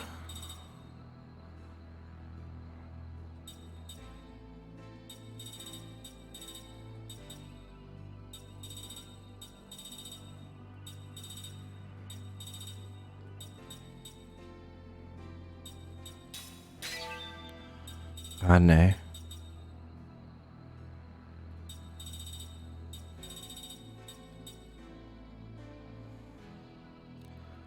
think level 3 is max. So...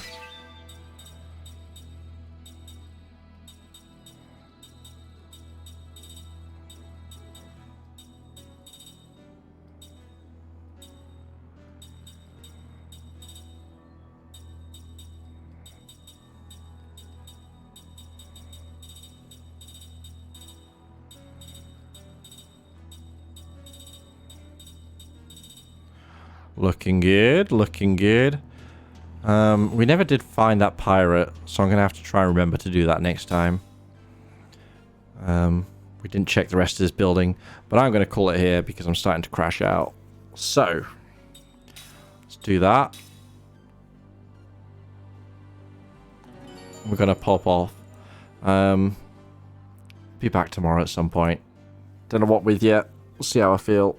Holiday's on. I'm going to have a nice lay-in. I might go have a nap right now, in fact. Oh, dear. Anyway, thanks for hanging out, folks. Have a good one. Enjoy the rest of your day, and I'll catch you all later. Bye.